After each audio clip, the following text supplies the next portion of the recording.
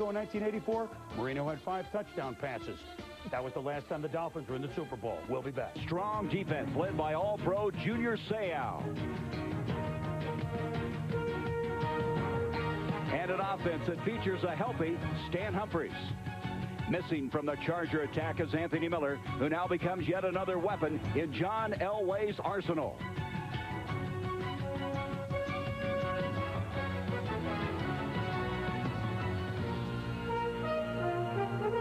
It's the NFL on TNT.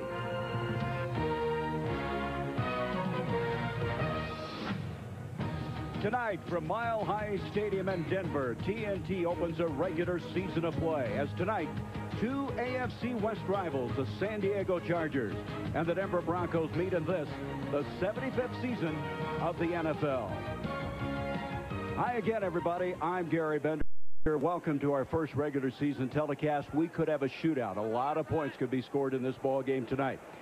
Expectations are very high here in the Mile High City. A lot of people feel if the Broncos do not make it to the Super Bowl, this season is a bust. The Chargers come into this first game a mystery team. They have 19 players missing from the '93 campaign, a disappointing season when they finished at 8-8. Back with me, my partner, Pat Hayden. And Pat, Wade Phillips said he feels that the Broncos offense will be the best in the NFL by the end of this season. He gave John Elway a lot of new weapons to add to his arsenal. Well, you know, Gary, there's not a defensive player in the league or defensive coach in the league that does not fear the athletic abilities of John Elway. Now, remember, he's coming off his best year statistically a year ago. You look at those numbers.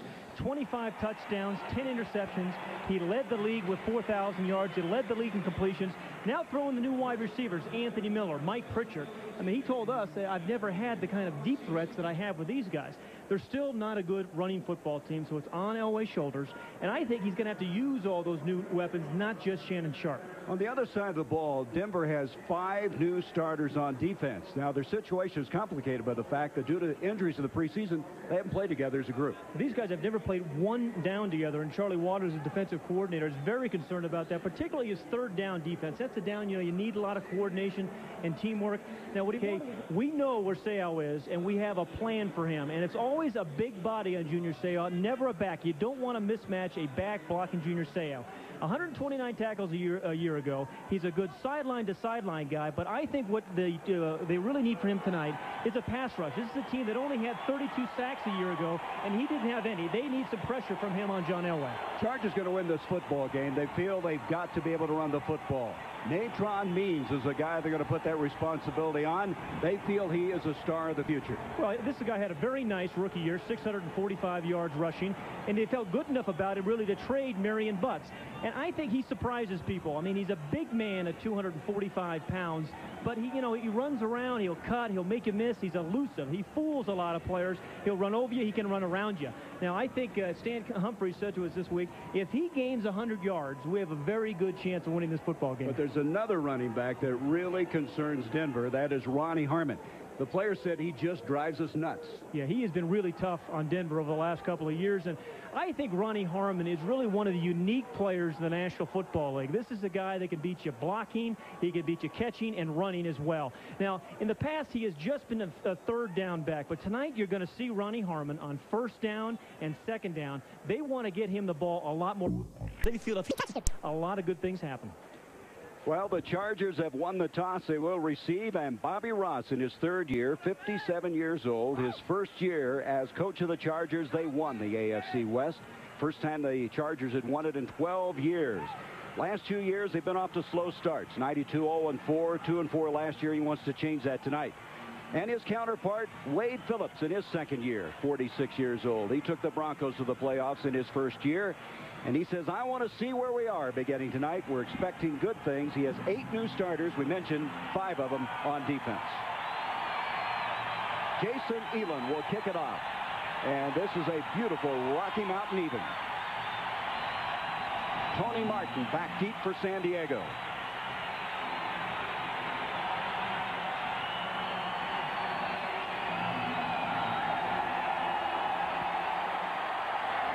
Elam gets into it well. Martin back inside. Will go to a knee. And this high altitude helps a little bit as far as kickoffs are concerned. Stan Humphries, the quarterback of the Chargers. He finished the preseason playing his best football since he's been in San Diego. 69% completion, 5 touchdowns in the last 3 games. Playing with so much confidence, throwing the ball so accurately. He's a swashbuckling quarterback, according to Charlie Waters, the defensive coordinator for Denver. You know, he clearly has a big play personality, and if he can get Means running that football, they're going to have some big plays in the passing game. From the 20-yard line, they start the series. Natron Means. So Means in the backfield is thrown for a 2-yard loss. Mike Crow, 51, there to make the stop for Denver. Let's check now the rest of the offense for the San Diego team. Natron Means carrying a while ago, the guy that's replacing Butts. Say with his first start. Deems May replacing Dwayne Young, who could not answer tonight with a bad hamstring. Up front, this is a vastly improved offensive line, and already in the football game now for Denver comes Carl Mecklenburg. We'll check on that a little bit later. Signed just 2 days ago. 2nd and 12. Big hole for Ronnie Harmon. Harmon across the 15 and gets out to the 17. And we expect to see Harmon in the backfield a lot tonight. Coming up was Ben Smith, the quarterback. We mentioned Mecklenburg, signed this week. 6 times he's gone to the Pro Bowl. He's played in 3 Super Bowls. Now up front, they have Ted Washington and Dan Williams seeing only their second action. They played only 1 preseason game. Now Burns, the rookie, was expected to start, but he wasn't in there very long. Mecklenburg checked in a hurry, and the secondary they feel is much better than a year ago. They've got in-your-face type cornerbacks.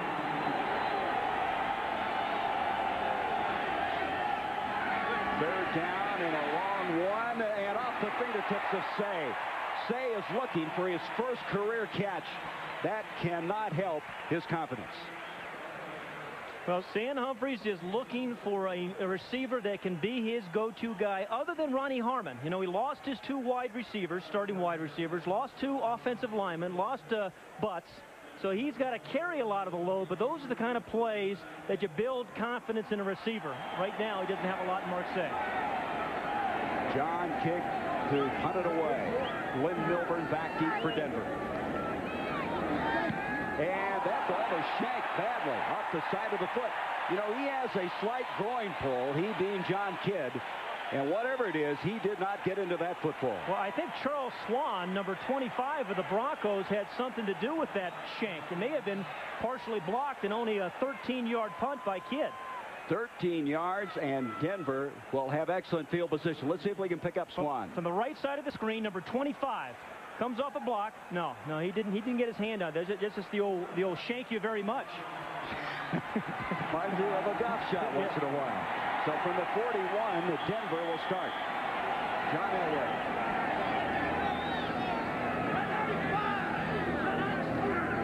Elway to Leonard Russell, their big burly back they picked up from New England. They'll get a couple of yards. Leslie O'Neal made the stop there. So Elway, coming off of possibly his finest season, will be directing this crew. Bernstein and Russell, 2 big backs now in the backfield.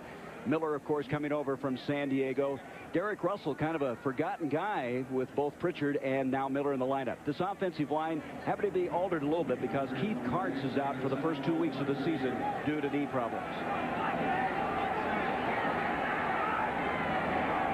2nd and 7. From the gun.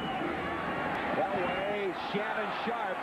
He was tackled immediately by Stanley Richard. There's a late flag now coming.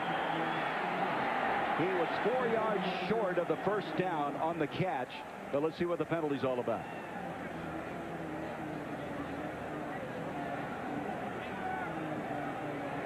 Ed Hockley is our referee. And Denver anticipating it's going against them.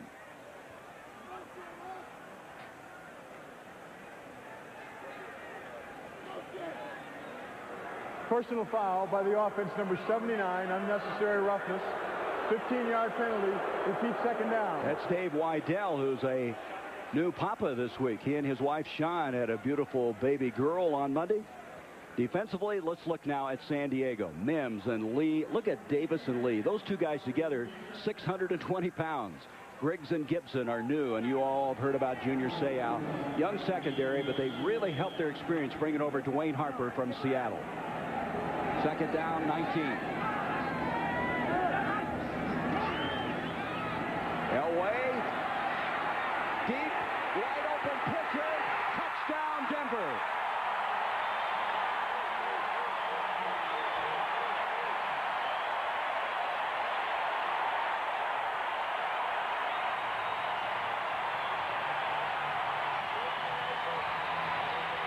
Well, we expected a lot of fireworks. A 50-yard strike from Elway to his new weapon, Mike Pritchard. Gary, I think there are only two players in the National Football League who can beat you by themselves. Steve Young is one of them, and John Elway is the other. Because you can play great defense and still give up touchdowns like that. The mobility of Elway, they say he doesn't run as much as he used to, but he certainly bought some time there. Jason Elam, the point after attempt out of the hold of Jeff Campbell, and it's a 7-0 game, the Broncos. The Broncos have a rule, Gary, that as soon as John Elway starts scrambling, one of the receivers always goes deep. He steps underneath, that's his favorite scramble move. Pritchard goes deep, and he's beginning to use those two new weapons. 7-0. Denver strikes first. Will kick off. 7-0. Denver. Tony Martin going back deep, and this will not be returnable. And that's twice now that Elam has made him touch it down. And at the 20-yard line, San Diego will start it. Jason Elam. Now, he started out kind of shaky in the preseason and then kicked the ball very well down the stretch. One of the strongest legs they feel in the NFL. What Stan Humphrey has to do right now is just kind of settle down, get his team a couple of first downs, because this Denver team, they're a big play team too. I mean, and what Bobby Ross said is, hey, you can give them one big play, but you can't give them back-to-back big plays. So they need to grind out a couple first downs. They start from the 20. Natron Means in the backfield. Kapunu is the lead back. Humphreys, Sean Jefferson, he has a first down catch, and that's what you're talking about right there, Pat. That starts to put the building blocks together. That is a 23-yard gain out to the 43. You know, the play action, their run with Means, that's why he's so key, will set up everything that San Diego tries to do tonight. Now, they ran a couple times. They didn't run necessarily successfully, but it sets up the play action and then the big play downfield. Sean Jefferson had a very good preseason, averaging over 23 yards a catch. First down.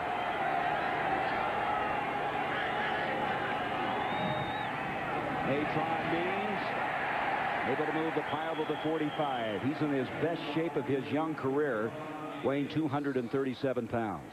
One of the things about Natron Means that I think we're going to see tonight is he gives the Chargers a lot more big plays on a first down than, say, a Marion Butts did. Marion Butts was an effective inside runner, but was not much of a pass receiver. But with Means, you have a lot of 10 to 20-yard plays that you're going to get on first down from him. Second down, 8 yards to go. Means again. He runs into a dog pile at the 47. He lowered his head, but the Broncos were there as well. Very good reaction. Number 90 getting up, Dan Williams. And there's the rookie out of Oklahoma State, Keith Burns. Charlie Waters said he's got some rattlesnake in him. He's nasty. So when he hits you, he'll hurt you. But he will be tested tonight. Every rookie that started today in the National Football League, promise you, Gary, gets tested. And if you meet the test, they stay away from you. But if you don't, they keep coming back after you. 3rd and 6 as he comes out of the lineup. Say in motion.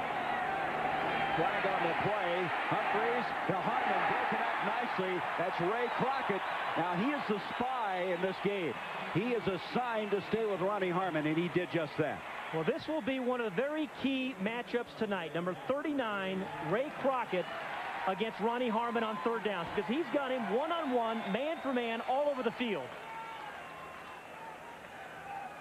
Offsides by the offense, lined up well into the neutral zone, number 80. The penalty is declined, brings up 4th down. What Ray Crockett wants to do is to force Ronnie Harmon one way. Ronnie Harmon's right in the slot there, number 33. Crockett's 39. He forces him inside. He knows he's going to go inside, and then he drives to knock the ball away. And Crockett is playing with a soft cast on that left hand. We'll talk more about that. His kid this time gets off a very fine punt. may have gotten too much of it. It goes in for the touchback. 53-yarder, and Denver with a 7-0 lead will start this series from the 20-yard line. Denver with his high-octane offense. Give them 2 big plays back-to-back. They've already given them 1. You know, when you play against Elway, you're going to give those big plays up. But what he said to us, hey, it's the play after that big play. It's this play where you can't let them get into that rhythm of big plays. So this is a key defensive play right now in series for the Chargers. Chargers setting up defensively at the 20.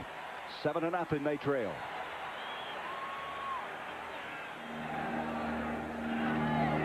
Away, far side, complete. Anthony Miller, his first catch as a Denver Bronco, and he's very close to the first down at the 30-yard line. You will see Anthony Miller catch a lot of those short little hitch patterns because everybody is going to give him respect deep. And you can't double up on him too much because of Shannon Sharpe. But you know when you're going to catch those passes, you're going to take a shot from Junior Seau. He is an unusual player at 250 pounds that can make plays and will make plays from sideline to sideline. It was a first down catch. Elway now 3 of 3 for 63 yards. Over the middle, this time Shannon Sharpe, and Sharpe has another first down catch. And you can see now, as John Elwell told us, the biggest thing I have to do is just get the ball in the right places, and he's doing it tonight. That's a 17-yard gain to yet another receiver. And Gary, he's setting it up perfectly. He's used all of them. Here's Shannon Sharpe. Now, the Chargers said coming into the game, we want to double him. But what has Elway done? He's thrown a touchdown to Pritchard. He threw a short pass to Anthony Miller, and then he comes back and uses Shannon Sharpe when he has single coverage. Total yards thus far, the Broncos with 84. First down. This is Rod Bernstein, a former Charger for 6 years, and Rod Bernstein has another first down as he pile drives his way to the 35-yard line. You know what's happened to Bernstein? The addition of Leonard Russell, they feel, has made this guy lower his pads and run tougher, using the example of Russell, who'll just bowl people over. Yeah, and they need that. And we're going to take another look at Junior Seau. Now, this play, he overruns Rod Bernstein and doesn't get him at the first shot. But there's absolutely no quit in Junior Seau. He's going to miss him there, but he doesn't stop, and he helps him to tackle after that. 17-yard gain to the 35. First down. Elway with a lot of time, going up top to Anthony Miller. Overthrown, and defending on the play was Dwayne Harper, the veteran who had 61 consecutive starts for the Seattle Seahawks. But what has Denver done, though?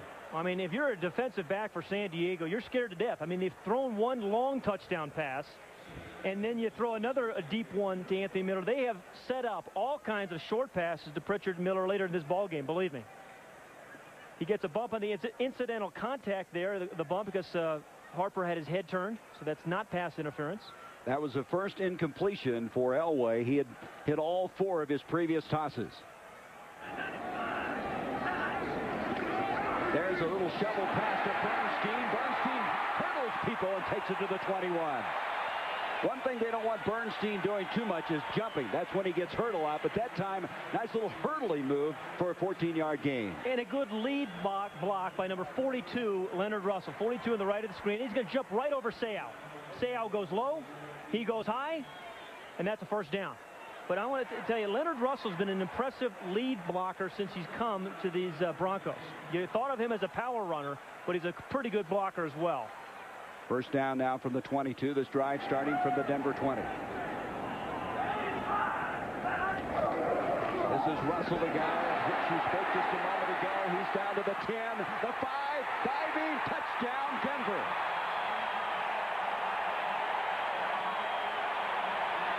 Hey, this is how you start a season. 2 drives, 2 touchdowns.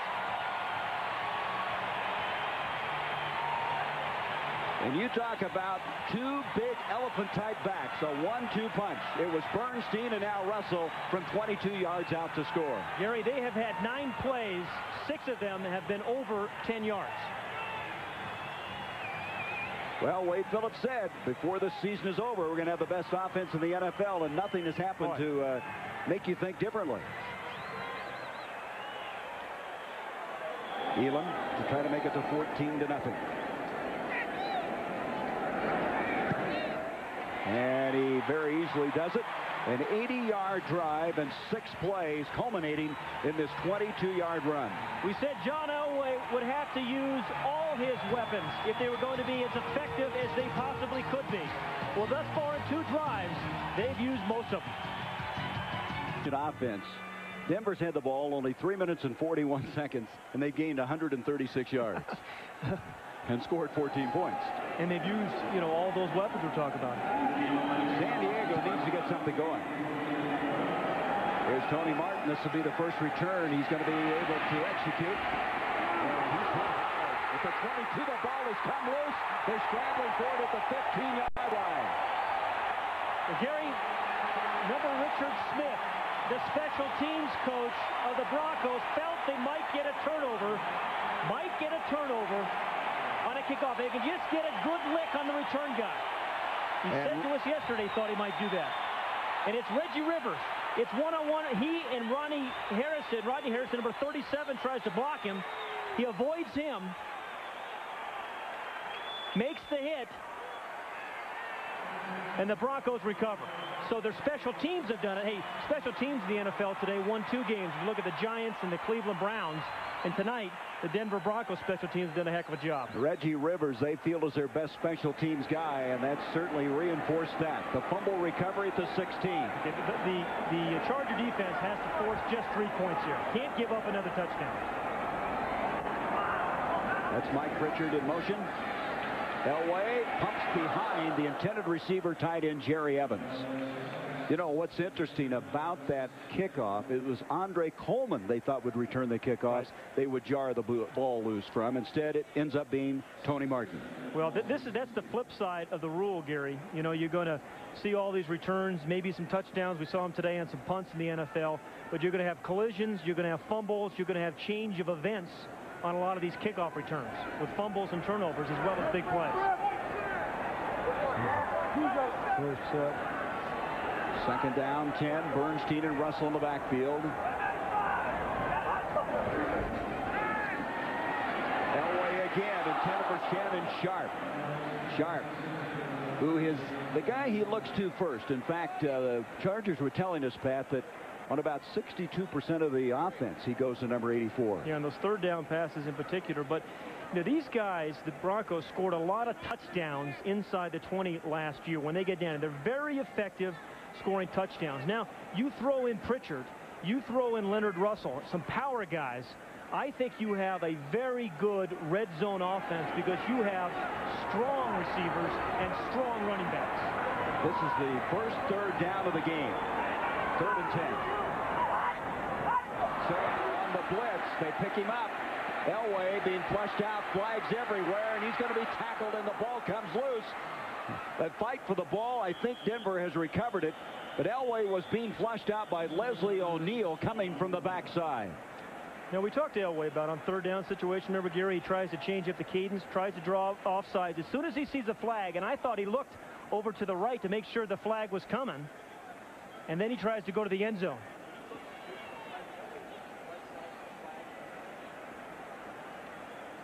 Denver recovered the fumble. There was also offsides by the defense, number 55. The 5-yard penalty was 3rd down. Yeah, he'll use his cadence down here. And I thought he actually looked at the side judge, wait for the flag to be thrown, and then he realized, okay, now I have a free shot. Try to get the ball into the end zone. Fortunately, Leslie O'Neal had a different idea. Reuben Davis, all 320 pounds, landed on top of him. So it's now 3rd down and 5 after the penalty. Here's where a big guy like Shannon Sharp in the 2-back set with Leonard Russell can help you. Shannon Sharp comes in motion. Elway dumps it. Complete. Bernstein diving. He's just short of the goal line. Stanley Richards over there. Pat, they are coming at him from all angles offensively. Yeah, Jim Fossil, the offensive coordinator right now, is calling a great game. I mean, they have done everything. They've run the ball with power. They've thrown the ball to tight end. They've thrown it deep, and now they throw it with a little finesse. A matchup with a free safety. That's Richard, Stanley Richard, number 24, against a back. It should be a pretty good matchup. But there's Fossil, who's called a great game thus far. They're going to mark the ball at the 2. Bernstein in the backfield. Hand off to Russell. And Russell's not going to get in. Good defensive effort that time. And you see Dwayne Harper, Dennis Gibson. There's Gibson coming over from the Detroit Lions as a free agent.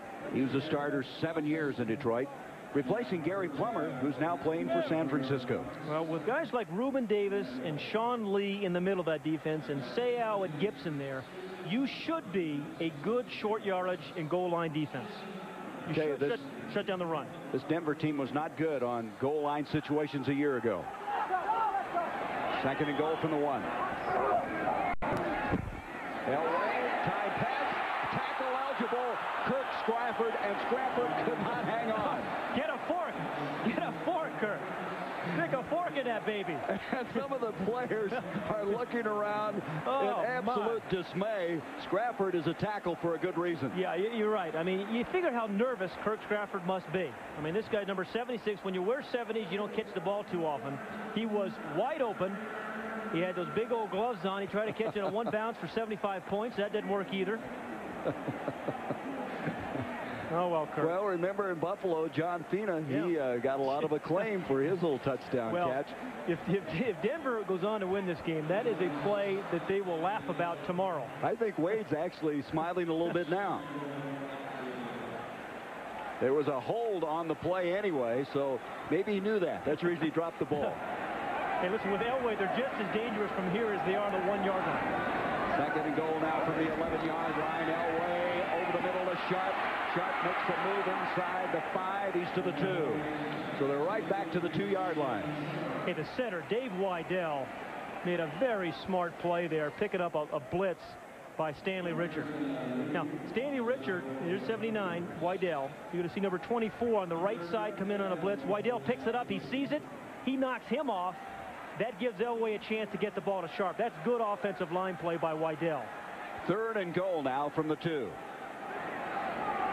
Bernstein this time, the single running back.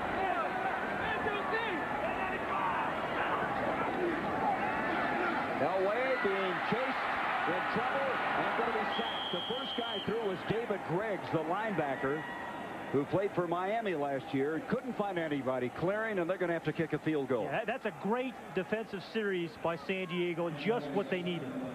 I mean, at first it came with an inside rush. And what Elway always does is try to step in and avoid the rush by stepping forward. But if you have a guy like Junior Seau following it up, there's no place to run. But the defense was put in a very tough position. We said they had to force a field goal attempt. They did their job. 25-yard field goal attempt by Jason Elam. Jeff Campbell, his new holder since Tommy Maddox was traded over to the Rams, and Elam is right down the middle. 17-0. But as you mentioned, San Diego making them at least settle for 3, and that's what they wanted. Before O.J. Simpson, Jean Harris was at the center of her own high-profile murder trial. Meet the woman convicted of killing the Scarsdale diet author on Larry King Live, Monday night, 9 Eastern on CNN. Labor Day on TNT. We're working hard to bring you the biggest musical extravaganza on television. How are we getting along? If you love Hollywood musicals, TNT's the place to be. That's entertainment part 1 and part 2. Then all day and all night, the shows go on and on and on. TNT brings you the world's greatest musicals. Tomorrow beginning at noon. Now that's entertainment. TNT and Castrol remember another great moment from the NFL's 75 season. NFC Championship game, January 1982. The dominant Dallas Cowboys were having a little trouble with a pesky young 49er team and a quarterback named Montana. But the tide of domination was about to turn to a sea of red and gold. With time running out, Montana sought advice from Coach Bill Walsh. You don't get what you want. Simply throw the ball away. Hold it, not there, away it goes. We got turbulence and plenty of it here at Candlestick Park now. Montana rolling out the right, looking toward the end zone, throwing under pressure, throws his pass, caught by Clark. The birth of a dynasty began on a Sunday night in San Francisco with just 2 words, the catch. Immortal heroes in pro football's greatest battles. Another reason to watch the TNT original 75 seasons, the story of the National Football League.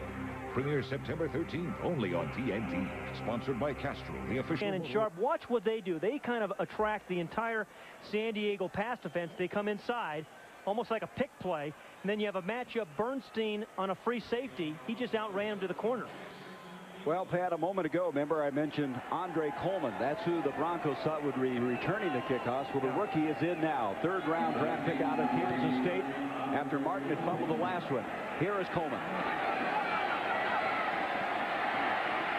Very big, and oh, is he buried? That's Richard Harvey, who last year played for the Buffalo Bills.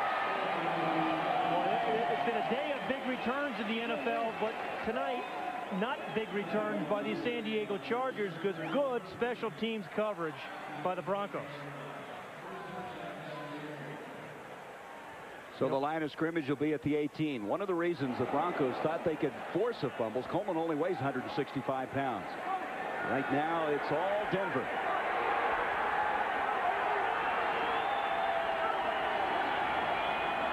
We got a misfire on the right side of that offensive line for San Diego. Boy, right now, this team is discombobulated. San Diego needs something good to happen to them right now. Well, and the thing about the difference between these two teams, Gary, the Broncos have proven playmakers on offense. Ball start. Prior to the snap by the offense, number 67. 5-yard penalty, it remains first down. And whereas San Diego is still trying to find those guys, those proven guys. Now here, as you look back to '93, the strengths of Denver. They were third in the NFL in scoring. They led the AFC in that category. Fourth in rush defense, but look at the pass defense. The two worst pass defenses are in this game tonight. I'm surprised they were 0-5 in games decided by 3 points or less with John Elway. I agree. First and 15. A screen. Means has got some blockers. They take out Burns. Means has a first down, and that was a very good call. They needed something to happen. Courtney Hall was leading the sweep, and that's a 22-yard pickup on the play. Courtney Hall threw a great block on Keith Burns, number 56, but on the other hand, Burns, number 56 for the Broncos, in the orange jersey, he takes out both blockers, Kokoso. I mean, they waste 2 blockers on 1 defender. Otherwise, I think this goes for maybe another 10 yards. But San Diego now has a first down at their own 35. Alpha Papuni is the lead back to Means. Atron, 5, 6, 7, 9 yards as he brings it out to the 44-yard line. You know, Natron Means should be the Chargers' best weapon against John Elway. You know, control the ball a little bit, pick up some yards, gain some plays on first down, some big chunks. But down 17-0, his significance, I think, to the game is a little bit diminished. I mean, they need some plays out of 2 brand-new wide receivers, one who's never caught a pass in the NFL, and another one who's only started 8 games. Second and a yard to go. Harmon in motion. Means trying to get the first down, and he's got it. A year ago, they had the luxury of using Means and Marion Butts. They told Means this year, don't be waving to come out of the ball game. You got to stay in there. You are our workhorse this year. Yeah, Ralph Ridgen, the offensive coordinator, said, if I see you waving, I'm just going to wave right back at you. You're staying in the game. You're our guy. There's the man, Ralph, that you're talking about, their new offensive coordinator. And we have a man down. It's Keith Burns for Denver. Let's go down to the sideline where we have this opportunity. And here's Kevin Kiley. Kevin? Thanks a lot, Gary. You know, I've never played against John Elway, but on that first touchdown when Mike Pritchard beat Darian Gordon, I was standing right behind Darian Gordon. He was man up on Pritchard. Elway scrambled, and he literally disappeared into a pile of people. Gordon looked in, as he would, to see if Elway was running. When he did, Pritchard took off. So when you talk about weapons, think about John Elway, what he does. And Darian Gordon got beat, but hey, anybody would have got beat in that situation. Back to you, Gary. You know, Kevin's right, Gary, and I think what John Elway continues to do is surprise. This is his 12th year in the league, but he continues to surprise defensive backs with the strength of his arm. Well, and I thought Jim Fossil put it very well. His self-esteem has never been better. He's enjoying himself as much as he ever has. He may have had his finest season a year ago. And as he said, the pressure's off of me. I'll just use some of these guys, use some of those weapons. When Darnell Sanders now has replaced Burns defensively at linebacker. First down. Humphreys going up top, far side, and it's out of bounds, incomplete, and Mark Say still looking for that first catch of his career. Ray Crockett doing a good job defensively from that cornerback spot. You know, we talked about Ronnie Harmon being a factor in this game for the San Diego Chargers. They haven't used him a lot. They use him primarily as a decoy thus far. They've used Means a little bit. They're still waiting to get the ball to those wide receivers and have one of those wide receivers make a play. Well, Harmon, we were told to be in a lot of first and second downs, maybe 80% of the snaps. 2nd and 10. Humphreys, delayed handoff to Means. Means with a big hole, and he's about a yard short of the first down. Elijah Alexander, who's making his first start. Number 58 was there to make the stop for the Broncos. They're going to be a yard short of the first down. Yeah, Alexander's a guy that they want on the field because of his speed. And because the Broncos last year got hurt badly on pass routes by tight ends. They know he can cover tight ends. The issue for Elijah Alexander is, can he stuff the run? Can he take on that big lead blocker and make a play? 3rd down, a long yard to go. Let's make it 2.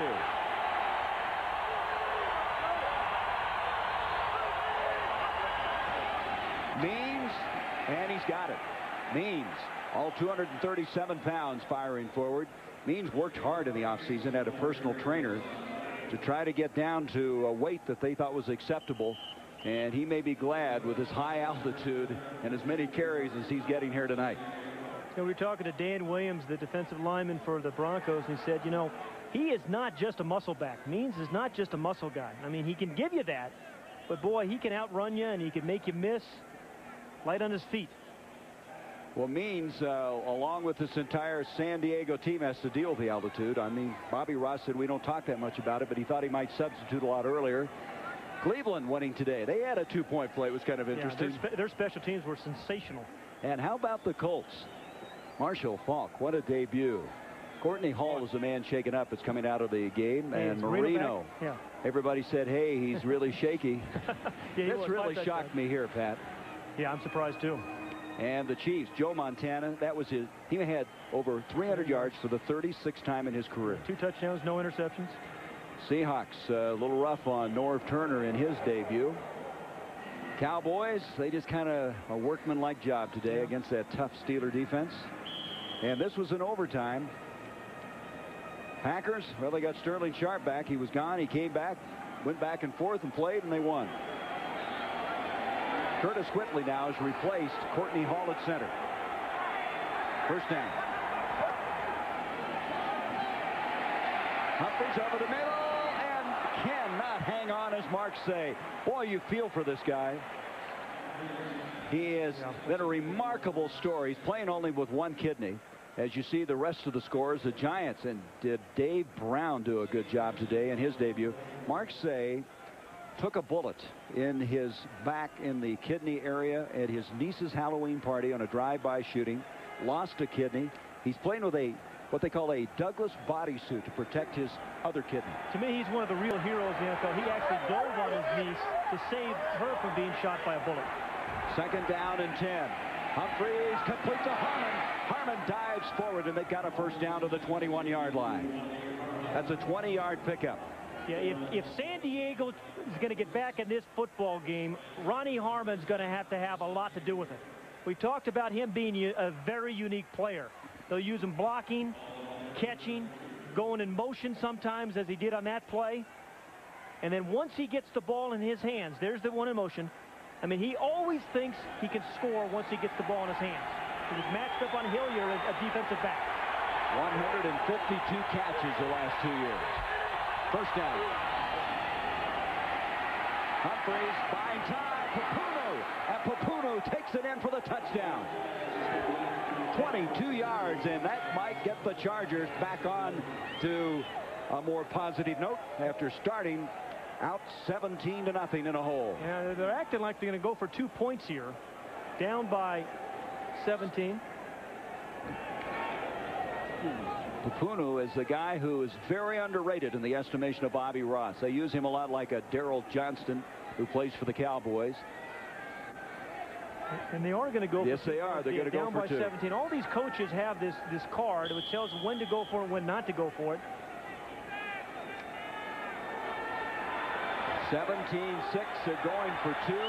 They have Jefferson, Say, split out.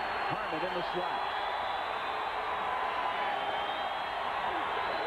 Delay handoff. Means almost fumbled it, and that play did not get underway at all. Yeah, that was not a good two-point play attempt. The design was kind of nice. You had a power back on a draw play after you spread them out, but there was a bad exchange on a handoff. Never got a hold of it. I'm not sure he would have made it otherwise anyway. Yeah, I don't know what the purpose of that play was. He had everybody split out and then tried to cross them up the middle, I guess. So the 82-yard drive in 9 plays gets San Diego on the scoreboard. Let's go back to the touchdown to Papunu. Yeah, he's playing tight end. This is a guy that you don't hear much about. There's lots of guys like this in the National Football League, but you ask him to block, you ask him to play special teams, and once in a while you ask him to catch the ball. And teams forget about guys like Alfred Papunu, and when you do, he slips into the open, catches the ball, and the next thing you know, you're right back in the ball game. This guy, they say, is very quiet but deadly. He is a tough character. And Papunu was a guy that actually started in Kansas City, and they tried to hide him. And Bobby Ross and Bobby Beathard knew about him, and the Chiefs' loss is the Chargers' gain. You know, just going back to the two-point play, all the coaches have these cards, and they say when you're down, the card says when you're down by 11, you go for 2. I'm glad we got this card up here so we can figure all this out. I've got it right here in front of me. So now, Bobby Ross has to feel a little bit better about his football team. Although, you know, one of his biggest areas of concern, Gary, was kickoff coverage. He said we've been awful on kickoff coverage in the preseason. Charles Swan will go back deep along with Derek Russell. John Carney will get into the ball. This is Derek Russell backing up at the goal line. 15, trying to go wide, and a very good open field tackle. It cuts him down. That's Lewis Bush, 58. He was their special teams player of the year last season out of Washington State. Yeah, to be a good special teams player, a lot of linebackers have to contribute. He's 245 pounds, and yet he can change directions. He's a big guy that can come down with some speed and won't overrun plays. He can run through blocks, shed guys, and then make plays.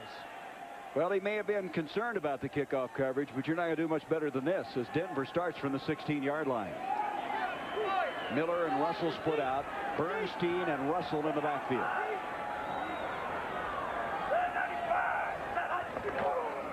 Delayed handoff. Bernstein across the 20 to the 21, maybe the 22. You know, I think in the NFL, to be a really good team, Gary, you have to be able to win in multiple ways. And I think what Denver wants to do is have some power offense, be able to control the ball, but then have some fast break moments as well. Beat you 2 different ways. Well, they've had a very successful first quarter, leading 17 to start this 75th season in the NFL. No, I love these clouds up here. This is like an Ansel Adams picture, isn't it? Really is. Pretty good. Do you have some of his works? No, but I've seen them. I can't afford them, Gary, but I've seen many of them. We'll try to float you alone from the 22. Hey, I still have an 8-track tape in my car, too. Second down and 5 as we start the second quarter.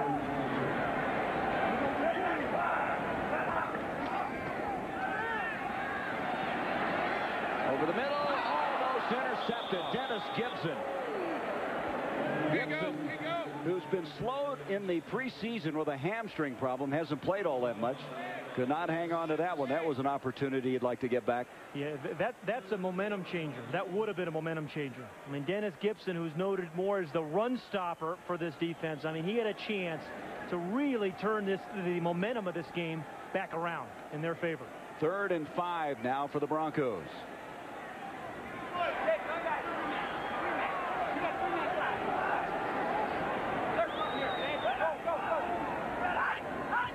Bernstein goes in motion from the gun. Elway running out. Complete to Shannon Sharp. Sharp bounces off of one tackler, takes it to the 40-yard line. That's another play, Pat, where he stepped up, bought time, and found a man. 38 yards. You know, John Elway is best when he has the game of football, reduces the game of football to the old playground. You know, where you guys just kind of scramble around and make things happen. I mean, this is where I think he is as dangerous or more dangerous than anybody in the league, because you can't defend this. And then he can finish the play with velocity. You know, there's scramblers around in the league, Gary, but none of them finish a play like Elway and throw the ball with velocity on the move. No one realizes sometimes how strong Sharp is. There's evidence there. Here's a misdirection to Bernstein. He's got the corner. Stanley Richard is over and tips him out. It's a first down to the 15. Boy, the misdirection really caught San Diego napping. Gary, a terrific block by Anthony Miller on David Griggs set that up. I mean, Anthony Miller, you have to be an unselfish receiver when you have these guys. Anthony Miller's at the top of the screen, number 83. He's going to come down, and he takes out that linebacker. And Freeman can't quite keep up with my man there, Rod Bernstein. But that was a great block by Miller to set it up. Line of scrimmage now, just short of the 15. 216 yards in total offense for Denver. There's Bernstein going high now. Going back to that again, I don't want to beat a dead horse, but they have shown Bernstein time and time again on tape to quit jumping. That's when he's always getting hurt. And they've tried to show him that they want him around for the entire season, and he can't do what he just did a moment ago. Well, they actually put a clip together of all his leaps last year. And the plays that he got hurt, he really wasn't terribly successful on those leaps, so they've tried to keep the big old hooves on the ground. Second down. Second down and 5. Leonard Russell. Russell's got the corner to the 5. Being wrestled out by Dwayne Harper. Pat, when they get those shoulders turned up the field, a guy like Russell, you know Dwayne Harper, it's his worst nightmare. Yeah. You're absolutely right. I mean, Seau is going to miss on this play. He's going to overrun this play, or underrun it, if you will. And again, Leonard Russell is going to fit in very nicely. He knows exactly what he is. He's not a flashy guy. He's a power back. And he'll run over people. He'll run through arm tackles. He'll lead block for you and make this team a good short yardage team. First and goal from the 3. Bernstein. He's got a touchdown. There is a flag. Hold it. A flag on the play as Bernstein backed in on the goal line area. This drive, remember, started back on the 17-yard line. Yeah, there were a lot of good plays in it. Good lead block there by Leonard Russell. Going to go against Denver. Holding by the offense, number 64. 10-yard penalty, repeat first down. That's John Nylander, who has been inserted in that left guard position due to the fact that Keith Karts is out with a knee problem. They've moved Wydell to center, Nylander to guard, and they feel Nylander has really played well. Well, this is a pretty good offensive line. I mean, you know, when you're blocking for John Elway, I think if you're an offensive lineman, you think if we just give him a chance, a lot of big plays are going to happen. We saw earlier Wydell, number 79, come up and pick out a blitz. Nylander, Zimmerman on the left side have done a pretty good job of keeping off Leslie O'Neal away from Elway. So now they have a first and goal from the 13-yard line. From the shotgun, Elway looks one way, looks the other, and he's going to throw it away. Gary, I think the Broncos will be one of the best inside the 20 teams again this year because of guys like Pritchard, Mike Pritchard, Shannon Sharp, and Anthony Miller, and then Leonard Russell. They're 4 power guys. You know, to follow on the heels of that, Pat, they really haven't played that much together. No. If you go back to the preseason, Elway's still working out a few wrinkles, especially with his receivers, Miller and Pritchard. Yeah, I remember Leonard Russell came in late. A late trade. Second and goal from the 13. Charger defense needs a play right here.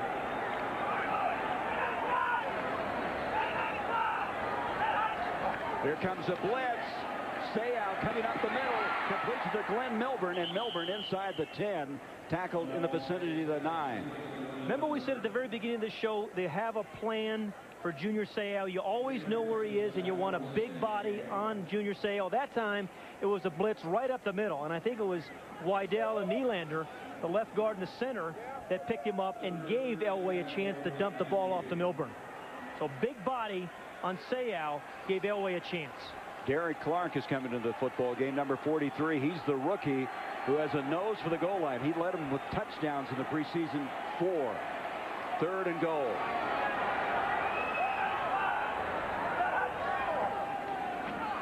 Elway to Milburn. Glenn Milburn to the 5. Touchdown, Denver.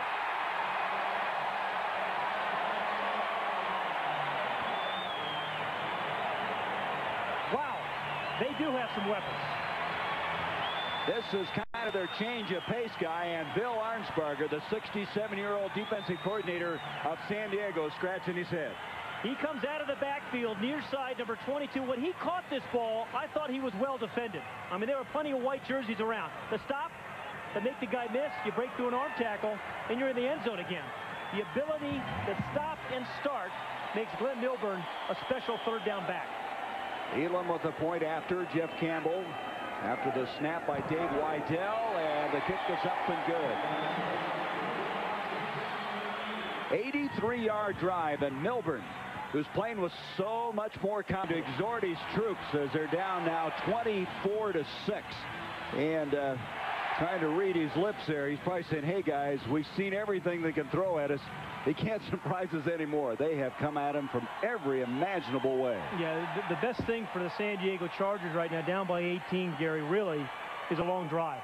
I mean, they need to sit Elway and all those weapons on the bench on the sidelines for a while.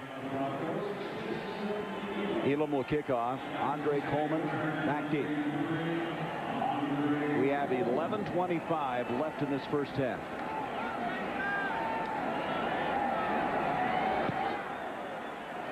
This is one of the shorter kicks of the night. Eric Bieniemy thought he had it for a moment and then taken away. And San Diego's going to have that drive at the 17-yard line. Coleman ended up with the ball, but in a very unusual way. Let's take a look at tonight's GMC truck leaderboard and look at the coaching class of '92. All these guys entered the league in that year, and Bobby Ross, 20-14. Of course, Cowher lost today. He picked up his 15th loss, as Dennis Green did for the Minnesota Vikings. Well, you know, Bobby Ross, this is his 3rd year, and has gotten off to slow starts. Remember those first 2 years? First year went 0-4. Last year was 2-4. Compounded by injury problems at quarterback. He has Humphreys healthy, but has had a chance to get it going here. And here's Eric Bieniemy. Bieniemy's had a very strong preseason. He's matured a lot. He got married in the offseason. He's had some off-the-field problems, but he is a kind of a change of pace guy like Milburn is for Denver. Yeah, well, they need, as we've talked about, they need some change of paces. They need to get guys like Bieniemy, Ronnie Harmon. They need Mark Say to hang on to a pass this time. They need a play out of their wide receivers. Only one catch by a wide receiver, and there's, 10 minutes and 40 seconds remaining in the half. 2nd and 5. Humphreys looks one way. He's going to take off. Nope. Throw it to Bieniemy. Bieniemy streaking down the near side. And he's to the 48. And Steve Atwater slams him backwards. 25-yard gain. I tell you, Humphreys did a great job that time. He had nothing open, but found his safety valve in this guy, Bieniemy. Well, Stan Humphreys is healthy. And when he's healthy, he's a pretty solid quarterback. I mean, he was very good for San Diego last year when he started, when he was healthy. Finished the year strongly. And he's a big, he's a heavy guy, a stocky guy, but he can still move around a little bit. If he can do that in this league, you need to be able to do it because of all the pressure you're going to get, and you're going to have some plays like that. First down from the 49. Bieniemy again, and the former Colorado Buffalo is inside the Denver end of the field at the 47. Shane Dronette, number 99, made the stop there. You know, this Denver defense hasn't been on the field all that much, and Charlie Waters loves it. He could not have a better prescription for his defense that hasn't played that much together. Well, this defense a year ago was a very good run-stopping defense. Charlie Waters wants more of that, wants it out of Dan Williams and Ted Washington in the particular, and then he wants his corners to be more physical. They've got that tonight so far. 2nd down and 6. Humphreys going deep, wide open, Sean Jefferson, touchdown, San Diego. Ray Crockett was blistered on that play, a 47-yard completion. It gives San Diego some credit here. I mean, they could have been knocked out of this game early because of the spectacular offense of the Denver Broncos, but they have not. they've come up with some good plays, some big plays of their own to climb right back into it. And he just blew right by Ray Crockett, who had him one-on-one. The San Diego coaches told us, Pat, that they feel Sean Jefferson's even faster than Anthony Miller, the guy who, of course, has come over here to the Mile High City. And that speed certainly was evidence there as he got by Crockett when running right by. Point after attempt now. John Carney out of the hold of John Kidd. And Carney now has cut some of this deficit down as battling back a team that's really found themselves in a hole. This has been a game of big plays so far, and San Diego is right back in the game because of another big play, this one to Sean Jefferson. Sunday night, the Giants and the Cardinals can't wait to test each other to see what Buddy Ryan's got up his sleeve. The Giants. Sean Jefferson, the guy trying to fill the shoes of Anthony Miller with that 47-yard touchdown catch. Well, that was a big play for these Chargers. The wide receiver had to step up. Sean Jefferson did. Well, we thought this might be high scoring. All right, 445 total yards in offense, and we played just over 20 minutes in this game. Carney kicking off. Eric Russell will take it to the 8. And he is taken down, and guess who that was? Eric Castle, number 44. One of their many fine special teams player, the second-year man out of Oregon. You see him a lot in the tapes, number 44, flying around. Let's go back, Pat, to the touchdown from Humphreys to Jefferson. Now Ray Crockett, who's playing defense there for the Broncos, number 39, he is trying to jam him, but he has a cast on his left hand, a broken thumb on his left hand. He never gets his hands on Sean Jefferson, never gets the jam, and Jefferson just blows right by him. So from the 15-yard line now, Denver has had the ball 4 times. They've scored 3 touchdowns and a field goal.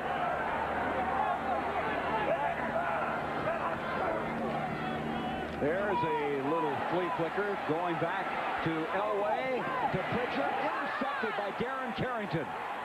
The guy who had 7 picks last year for San Diego alertly was able to stay with Pritchard and come up with the interception. You don't fool Darren Carrington often. 13 interceptions over the last 2 years, Gary, and he spends a considerable amount of time just studying quarterbacks, their look-offs. This is supposed to be just a little flea flicker. He stays at home. He closes. I mean, I think he kind of led Elway into a throw into Elway thinking that Pritchard was open, then closed and made the play. They had such a miserable pass defense a year ago. Part of that was because they had no rush, but this guy had a very good year in his first year as a starter. The Chargers scored in this series, Gary. We got a very good ball game. From the 40, they start. Denver's into the field. Natron Means cut back. Good vision. He's down to the 30, still winding his way to the 29, and that is what you see in all outstanding running backs, vision to see what's not there and what is there, and he found something. Well, this is why they say he's not just a one-dimensional power back. Now, remember, this guy's 240 pounds. I mean, he stops and he starts. He sets up people, makes guys miss. I mean, he made Ben Smith, a corner there for the Broncos. He just made him look silly on a play. First down from the 30, an 11-yard run.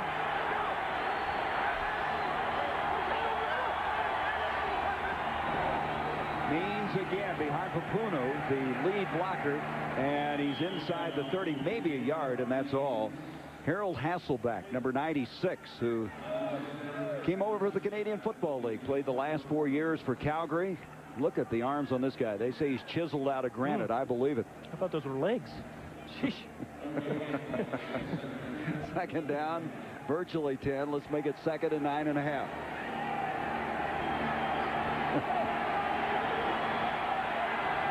$7:43 left in the first half. Humphreys. Harmon can't quite get there. Pretty good defense at time by Elijah Alexander. That shows you speed coming out, picking up the back out of the backfield. Remember last year, Denver really got hurt by tight ends and backs out of the backfield, and that's really the reason Elijah Alexander is starting for the Denver Broncos. Brings a whole new type of speed to the linebacker position for them, and he can make plays like that against a Ronnie Harmon. out of Kansas State, a former 10th round draft pick of Tampa Bay. The Bucs made a mistake on him there. Third down, virtually 10.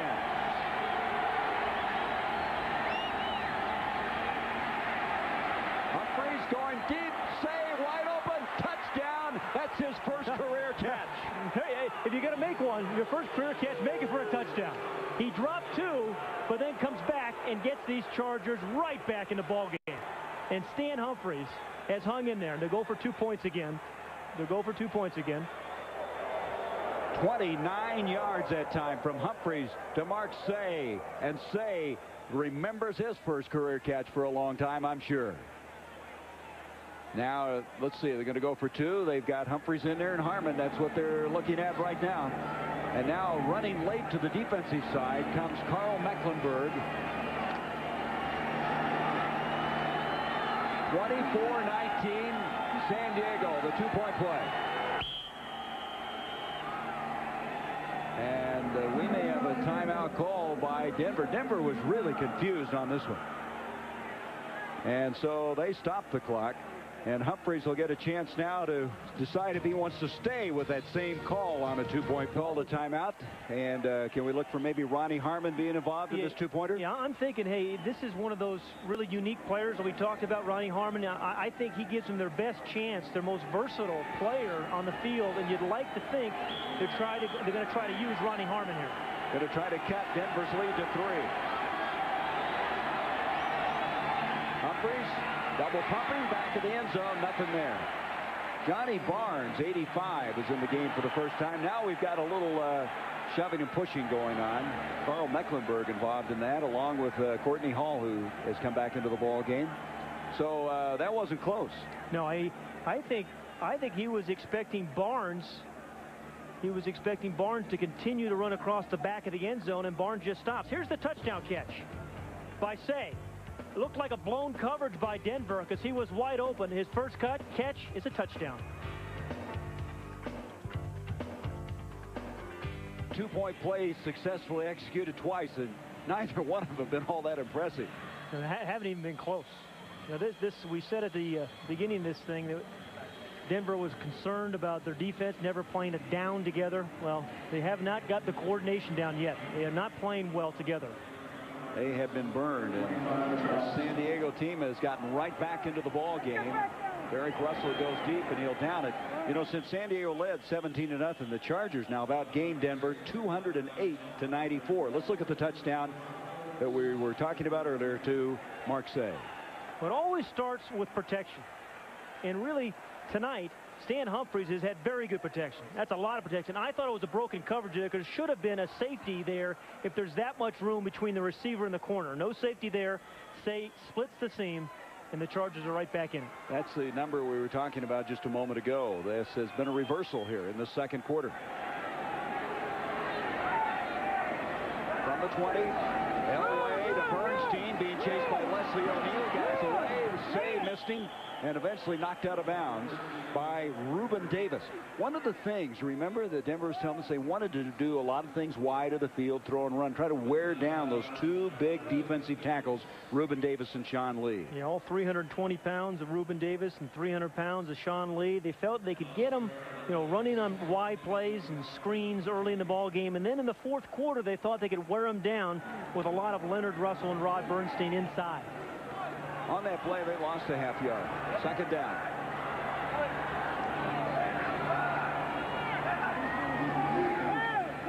Elway, complete to Russell.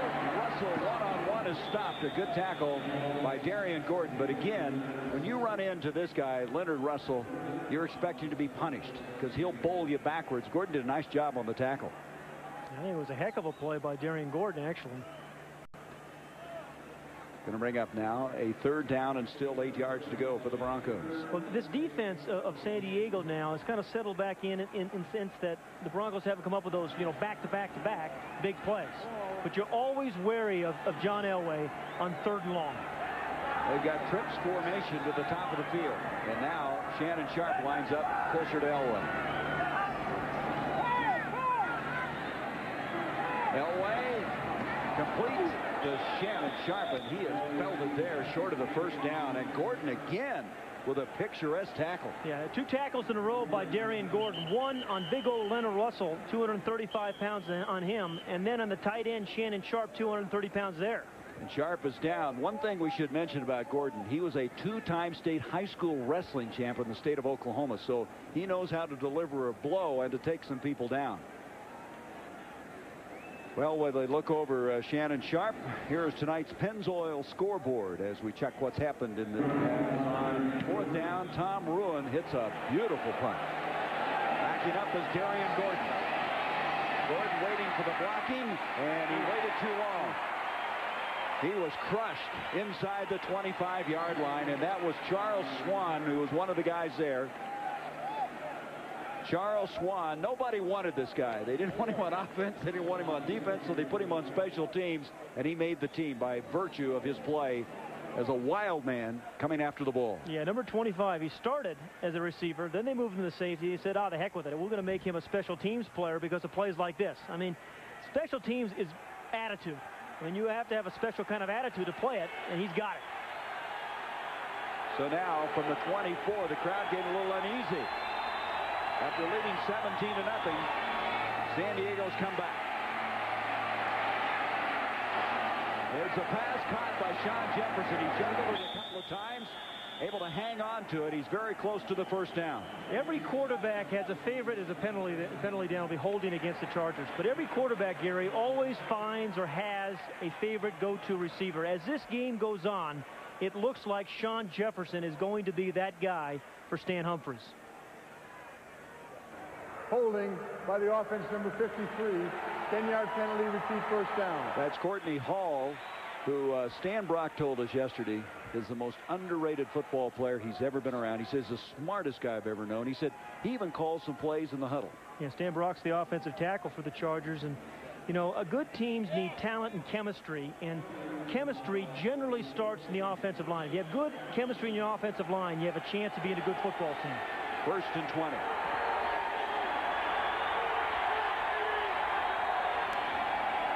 Delayed handoff to Means. Means across the 20. Gets some of that yardage back out to the 22. Still be close to 10 yards short of the first down, but he got the penalty yardage back anyway. And the rest of the scores, tell you, Dave Onsted's team had a little more offense than people thought they were going to have. 21-9 over Tampa Bay. And Dave Brown, how about his play today, Pat? You know, he passed the test. I mean, he threw an interception early, came back, took a shot in the face, came back and threw a touchdown pass. He did everything well, I think. Buddy Ryan's debut was not a successful one in Anaheim. 2nd and 11. Uh-oh, busted play, and Humphries tries to make something out of it. Gets to the 25-yard line. That's a big busted play if there is such a thing, Gary, because with 4:30 remaining in this first half, the Chargers are climbed right back into it. What they really want or need or would like to have is a long, time-consuming drive. And can you imagine going ahead at halftime the way this game started? They have a chance. But now they face a 3rd and long. And this has been Ronnie Harmon's down to the Chargers for a couple of years. They have 3 receivers split to the near side, 4 wideouts. Humphries, the time up the field, save, incomplete. Mark Say, double coverage from Ronnie Bradford and Randy Hilliard as they have their dime defense in, and it'll bring up 4th down. I'll tell you, that time, number 21, there was no confusion by Hilliard, number 21 that time. A moment ago, he was beaten for a touchdown by Say. This time, he reads the quarterback, he reads the throw, and almost comes up with the interception. John Kidd to punt. Glenn Milburn goes back for Denver. Denver thinks they can punt block. Kidd hits it well. Milburn trying to track it down. It's going to go out of bounds inside the 25-yard line. Let's see where they're going to mark it. They're walking out, and they're going to mark it at the 28. 47-yard punt that time by Kidd. And so we have 3:51 left in a game, Pat, that's had a lot happen to still be in this first half. You know, a lot of turns. The way this game started, you thought it was going to be a rout by Denver. You know, a 50-0 rout. And then, you know, Stan Humphries and the offense kept clawing back in. Now they find themselves down by 5 points and are absolutely right back in it. Except here is the situation where Elway is so good late in the half, late in the game, where they have to find a way to force a punt. Starting from the 28, Denver has 2 timeouts left. Elway to Bernstein. Make that Bernstein, yes, and he's going to be stopped for very little on that. A pickup of a yard by David Griggs. Coming up on the Fruit of the Loom halftime report, Ernie Johnson in our Atlanta studios. Scores and highlights from today's game, and then Bob Neal, Kevin Kiley, and LT Lawrence Taylor will report from the near corner of Mile High Stadium, their site here of the stadium show. The Fruit of the Loom halftime report coming up with 3:21 left here in the first half. Bernstein still in. A gain of, let's make it 2 yards on the play. Bernstein again. Bernstein to the 20-35-yard line, 4 yards short of the first down, and Junior Seau over to make the tackle. Now, Gary, this is one of those situations where Elway, if you're a defensive lineman, you must be careful of John Elway's cadence. It's a 3rd and 2 or 3, and he'll try to draw the defensive team off sides, know he has a free play, and then go downtown. Let's see if he can do that. We're going to listen in on this cadence on a 3rd down and 3 yards to go.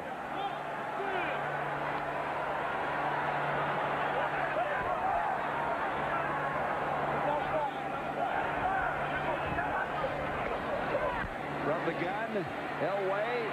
Nice catch by Shannon Sharp. That's a first down, and that was not an easy catch. Gordon again on the tackle, a 10-yard gain. And so on 3rd and 3, Elway makes the connection, and Shannon Sharp now has 6 catches for 80 yards in the game. Yeah, so who are you going to take away? I mean, is it Pritchard? Is it Miller? Is it Russell? Or is it Milburn? This time all he's sitting back there doing is looking for the guy who has the single coverage. This time it's Shannon Sharp. He catches the ball. He's tackled again by Gordon, but not before he gets the first down. The 2-minute warning. We'll be back with the Broncos leading it 20. Third-team quarterback does. Watch Will Ferrer. He takes those pictures, those new pictures. They get off the machine there. He writes on them for John Elway. Dear John, make sure you look at this at halftime. Puts them in a nice manila folder. Then he puts them in a little binder.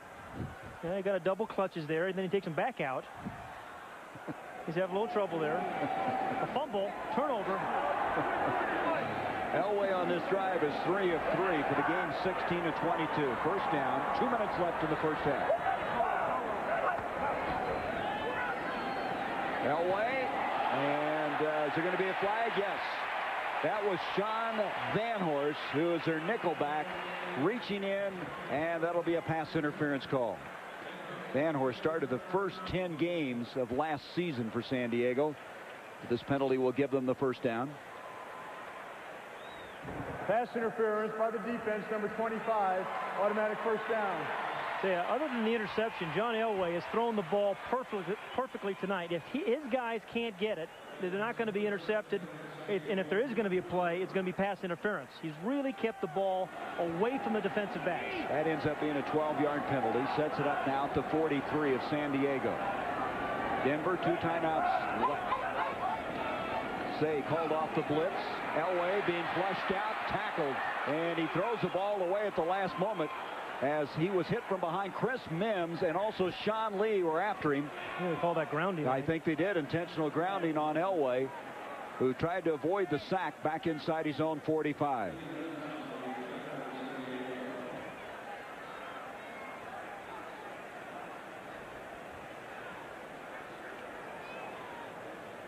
They got to pick that baby up because I think he was out of the pocket. Yeah, you get outside those tackles, that framework. There's no foul on the play because the quarterback was down before he threw the ball. Therefore, there's no intentional grounding. Okay. It's a sack, brings up second down. Well, it started with Sean Lee, number 98, up the middle. And then he got finished off by Chris Mims. And Chris Mims, number 94, he says knee go down before he threw it. But Chris Mims, number 94, I think was one of the key players for this Charger defense tonight, in the second half, and for this season. That's about the first time we've mentioned him though in this ball game. Chris Mims, first-round draft pick out of Tennessee. Second down. 22 yards to go. Elway trying to get it all back, and he does to Mike Pritchard. He makes the catch at the 25-yard line, a 30-yard connection. Mike Pritchard, number 81, has about 6 different releases off the line of scrimmage. He's tough to tie up on a jam. Now, his feet don't come in bounds, but the ruling is if he wouldn't have been pushed out, then he would have come down into completion, and that was the call. 2 catches for Pritchard, covering 80 yards. Elway swings it far side. Milburn hit him immediately as he tried to turn it up the field, and that's Dwayne Harper, the veteran, who came over from Seattle as a unrestricted free agent. He had to find a job because Seattle had added Nate Odoms to their secondary. One of the reasons Denver's so good at 2-minute drill, Gary, their whole offense is like a 2-minute drill. Yeah, you're right. Like a basketball offense. Here comes Elway again, buying some time. He just got rid of that one. Just threw it down in the vicinity of Shannon Sharp. And that'll stop the clock with 54 seconds left in the first half. He's upset with himself because he knows that he had Glenn Milburn wide open over the middle of the field. Didn't deal him the ball, was trying to get it to Sharp. John Elway has had the kind of numbers that most quarterbacks like to have for an entire game. Well, the big question is, hey, would he use all these new weapons? Would he make his team more difficult to defend? He has. He has not kept anybody out of this. He's 5 of 6 now in this drive. Is that cadence? And as he scrambles up, dumps it off, Pritchard showing that running back ability, takes it inside the 15-yard line. Elway wants a timeout, and he's going to get it. And he'll stop the clock with 43 seconds. You know, one thing about Pritchard that we keep hearing is how tough he is. A lot of that is that running back mentality he developed in college. Yeah, you're right. Very good after the catch. You know, Ray Lee Johnson, number 99 of the Chargers, beats Russell Freeman and flushes Elway out of the pocket. But I'm not so sure you want to do that, Gary. I mean, you may want to just kind of contain Elway because he's most dangerous when he's moving around.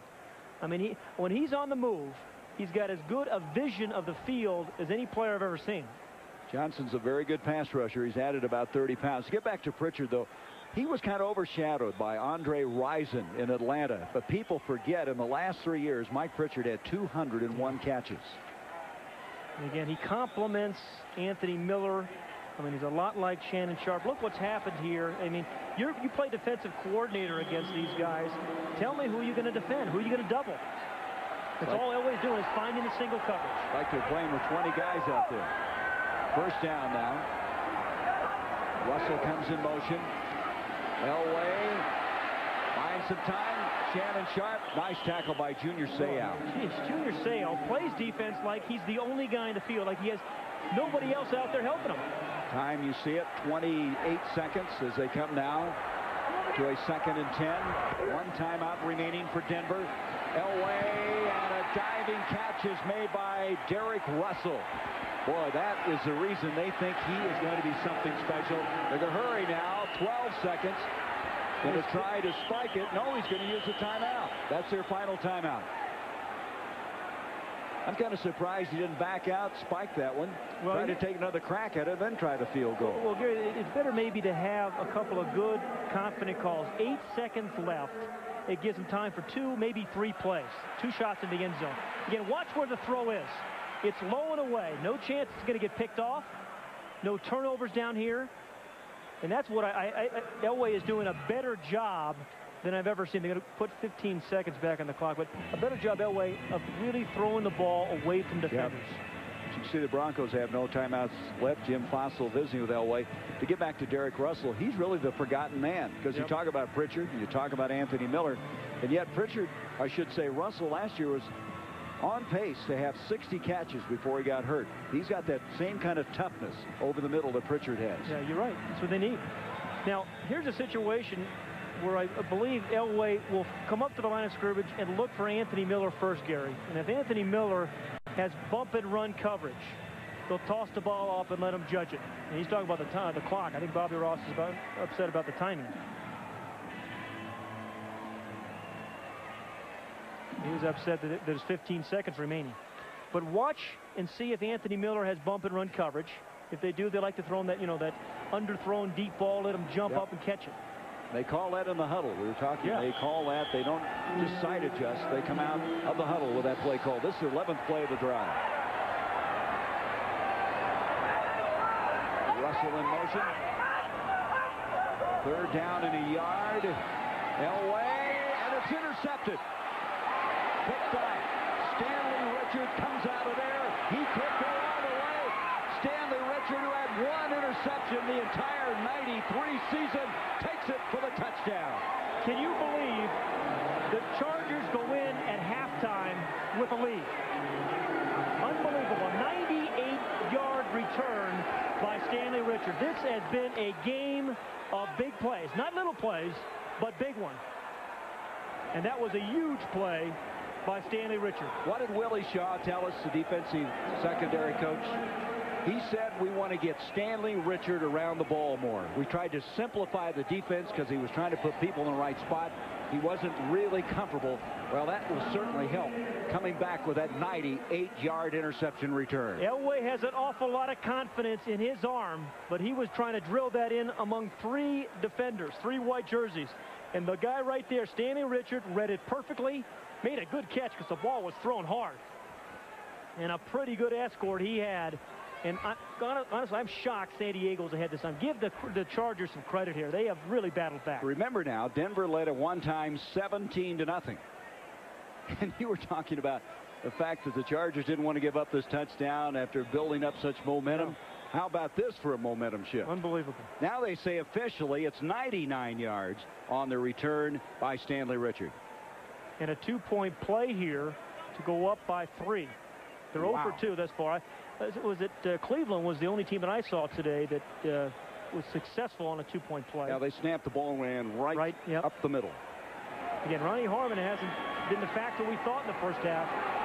San Diego remarkably with the lead. Jefferson in motion. Ronnie Harmon off the right side, and he's going to walk in for 2. This is a incredible turnaround in this football game. You're on the road. You're playing in their backyard. It's a tough one for you. This is like the Boston Garden was for the Celtics. It's hard to win here, but the Chargers are right back and with a 3-point lead. This has been a phenomenal half for the Chargers. And I'm looking forward to our Fruit of the Loom halftime report. See what Lawrence Taylor and his cohorts have to say about it. Remarkable. Offensive coordinators will attack the replacement. The replacement is Sean Van Horst, who's their nickelback, who started, I mentioned earlier, 10 games last year. And now we've got a stoppage again. Try to got his flag. His flag is clear back inside the 15, and listen to this crowd. They're not forgiving, are they? Oh, my.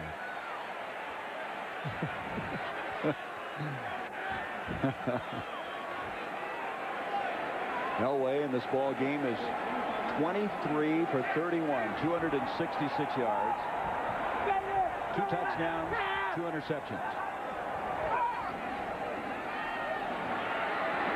Oh, is he hit by Reuben Davis as he got the ball away? Bernstein had it. It looked like for a stride. They're saying incomplete. But Reuben Davis, I think, was late on a hit on John Elway. And Davis, at 320 pounds, it's a wonder Elway got up. On the other end, Bernstein has not gotten up. Well, that's the other thing about John Elway, how strong he is. I mean, he can take a shot, and how durable he is. He rarely misses a game here in Denver. And he can hang in there late without scrambling sometimes, take a blow, and still throw the ball on the money as he did there to Bernstein. Well, Reuben Davis, when he hits you, you know you're hit with all this tonnage coming on top of you, as he was the guy who was late. Here's a roughing, Reuben Davis, number 93. They like mismatches with him and centers. That's a mismatch with him and a quarterback, and that's a penalty. The world premiere of an unprecedented television event. Got hit in the head and off the field right now. His numbers, 5 catches, 5 rushes, pretty even in the numbers as far as the yards are concerned. First down now after the roughing the passer penalty, and Milburn on a little shovel pass didn't fool anybody there. Good reaction that time. Those big guys up front, And this time, Sean Lee, it was Reuben Davis earlier. They really get a push up the middle. They really bend people backwards. Yeah, you know, you think about the AFC West. You got Reuben Davis and Sean Lee here, and you got, you know, Chester McLaughlin with the Raiders and Cortez Kennedy and Dan Saliamua there with Kansas City. There are some pretty good inside players in the AFC West. A lot of people feel this may be the year that the AFC West becomes the #1 division. Second down, 11. Elway. And a rolling catch is made by Shannon Sharp. You can see he looks to him. He has such a comfort level with this guy, who last year had 81 catches. That's a 12-yard pickup and a first down. He's 8 for 92 tonight. I mean, you see some awkward stances out there by offensive linemen sometimes. But look at the stance here of number 75, Brian Habib, the right guard of the Denver Broncos. Now, it looks like it's hard to block, but it works for him. I mean, this guy's an excellent pass protector. He's trying to get some leverage there on Sean Lee and then get some help. First down at the 29. Leonard Russell bends it against the grain. Nice ad-lib move. He's to the 20. Diving, got the first down. It's a pretty nifty runner for as big a guy as he is. Yeah, for a guy you think about as a power runner, that was a heck of a run by Leonard Russell. Yeah, everybody talks about seeing the field vision and such. He's generally known as a guy that's going to take it from tackle to tackle. But he just slides out, bounces out, picks up a block by a wide receiver. I say they do have some power runners in Russell. They have some guys with you know, metabolisms like of hummingbirds, like Glenn Milburn. They got, you know, wide receivers who can go deep. First down inside the 20, the 19.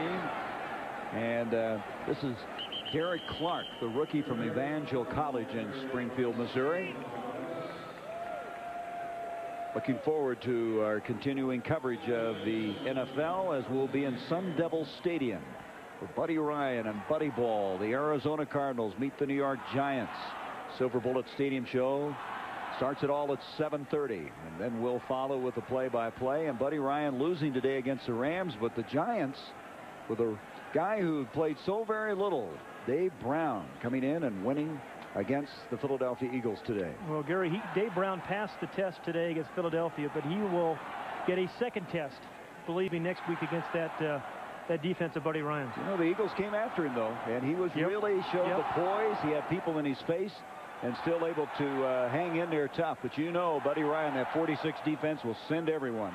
Reuben Davis now being assisted. Speaking of the Cardinals, this guy played for then the Phoenix Cardinals, and coming over as a free agent. He's a pretty good athlete. He was telling us he could dunk the basketball. He was a catcher. Yeah, that's how the game has changed. Here's a guy that at one time was 340 pounds and said at 340 he could dunk a basketball. And can you imagine trying to come into home plate with him blocking the plate? I mean, that's a block. There's no pass balls, I'll tell you right now. 10th play of this drive now. 2nd and 7.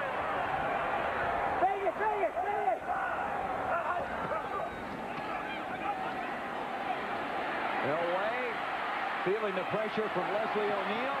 Being chased by Mims, got rid of it. The thing that always gets me when I see Elway running around, everyone's running crazily trying to get to him, and he just kind of nonchalantly gets away from him. He just kind of moves smoothly and fluidly away from the guy coming after him. Watch Jerry Evans, number 88. He's really the backup tight end there. He is just working, trying to get open. Scrambling quarterback, you generally try to work back with him. But with an arm like Elway's, you can do unconventional things on a scramble, like have Elway throw it across the field. Most times you don't do that, but with Elway, you can. Anything's possible with Elway. 3rd down and 7.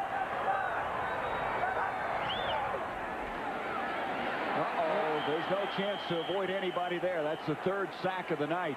And guess who it is? Number 55, All-World, Junior Seau. Now remember, Seau did not have a single sack a year ago, Gary. And if these Chargers are going to emerge in the AFC West, they're going to need more sacks, and they're going to need more sacks out of that guy, number 55. Right in the middle of your screen. It's a little stunt with Mims, number 94, clearing the way for him. The offensive lineman just didn't pick it up. but only 32 sacks a year ago by San Diego. They need up in the 50s really to be a good defensive team. That's Seau's second sack of the night. This is a 42-yard field goal now. Trying to tie it up. Jason Elam, he's got plenty of leg, and he does. Elam right down the middle, 42 yards away, and we're all even at 27. 9 minutes, 32 seconds to go in the third. Had a 25-yarder back in the first quarter, now from 42 yards to even it up at 27.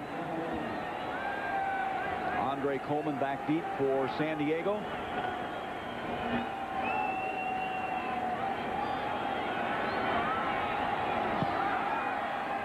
And here is Coleman. He's a legitimate 4'3", 40-yard man. Spins off of people, stays on his feet to the 35, the 40. He's out to the 50-yard line. Well, that's what they were looking for. His explosive ability. They were saying he's a north-south runner, and he was there. 48-yard return. Well, special teams, as we said, won 2 games in the NFL today. I think the Giants won their game, and the Browns won their game with special teams. And special teams have been a big factor thus far tonight. Coleman, not a big guy, but strong enough to break a couple of arm tackles and fast enough to outrun most people, except number 57 there, Aldridge. He was able to go through the tackle of Reggie Rivers. That is up to date through that kick, showing you what the special teams have done, how they're impacting the game, the returns on kickoffs, and that line of scrimmage after the run, the 49. Now, the touchbacks in 93, 48 of them, 36%, 9%. Yeah. Well, and we've seen a couple of them here tonight. There's a couple of touchbacks early in the game.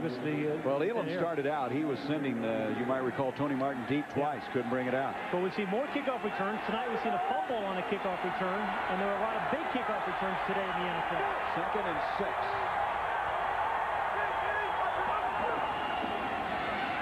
There's a reverse to Sean Jefferson. He's got blockers to the 40, 35, and he goes out of bounds. Knocked out of bounds on the near side by Ray Crockett. If there's a block there by Stan Humphries, it's a touchdown, and Humphries knows it. Now, you don't expect your quarterback to make a lot of blocks, but had Humphries gotten in the way of a defensive back there, Jefferson would have scored. Here's the reverse. It goes to Means first, and then Jefferson, who had gone into motion. Number 12, Stan Humphries is out there leading the way. Kind of tried to get in the way of the defensive back, but doesn't do it. If he does, he scores. 14-yard pickup on the play. Humphries, the Natron Means. Means bounces off a big Stan Brock, who was trying to block in front of him and is able to negotiate the 31-yard line. Okay, this was a well-designed reverse. We're going to go back to it in a moment. You send Jefferson in motion right, you run the ball with Means, then you come back. You see Humphrey, number 12. They have all the defenders fooled except the one defensive back who stayed home. If Humphries blocks him, that's a touchdown. And Humphries knows it. Line of scrimmage now, the 32-yard line. 2nd down, 8 yards to go.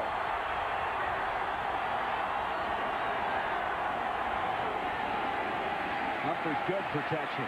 Now gets it off far side, can take the Means. There's a flag on the play as he makes a nifty move to get close to the 25-yard line. He got away from Mike Kroll, but we're going to have a penalty against San Diego. Check that, Denver. Oh, man, Reuben Davis. That will hurt. The big push they got up the middle from this former Personal standout. foul, roughing the passer by the defense, number 90. 15-yard penalty, automatic first down. Well, it's Dan Williams who roughed Stan Humphries. Let's be honest, Gary, there hasn't been really a lot of defense in this game tonight. I mean, Reuben Davis is a fine player. But here's he is, number 90 in orange. New rule here, as soon as the ball leaves his hand, yeah, that's a good call under the new rules. Not a terrible hit, but under the new rules, that's roughing the passer. So the penalty moves it all the way inside the 15-yard line. It's to the 13, and the Chargers, who just found themselves tied up at 27, trying to regain the lead. Reuben Davis, we've been told, going for x-rays of that shoulder or arm. Pitch comes to Eric Bieniemy. Able to make the first man miss and then knocked down short of the 10-yard line by Simon Fletcher. Think about Simon Fletcher, number 73 right there for the Broncos. Everybody thinks about him as a pass rusher, but here's a guy that plays the run as any good pass rusher as you'll find. I mean, you think of pass rushers not being able to fight off blocks, make plays like this, get out to the outside, but Simon Fletcher's using his hands, battling off blockers, and chasing the enemy out of the sideline. Gain of a yard, 2nd and 9. A lot of changes defensively now for Denver. Ronnie Harmon makes a nifty move and goes inside the 10 to the 8-yard line. Let's go back to Simon Fletcher. You were just documenting his play and what he does well. Well, you know, a lot of sack leaders don't have a lot of tackles, but you look at Simon Fletcher, 13.5 sacks a year ago and almost 100 tackles. Look at Bruce Smith, 14 sacks and 108 tackles. A lot of guys are just pass rushers, but not Simon Fletcher, not Leslie O'Neal. Simon Fletcher has 29 sacks the last 2 years. That's second only to Neil Smith of Kansas City. Big third down for this Denver defense. 3rd and 6.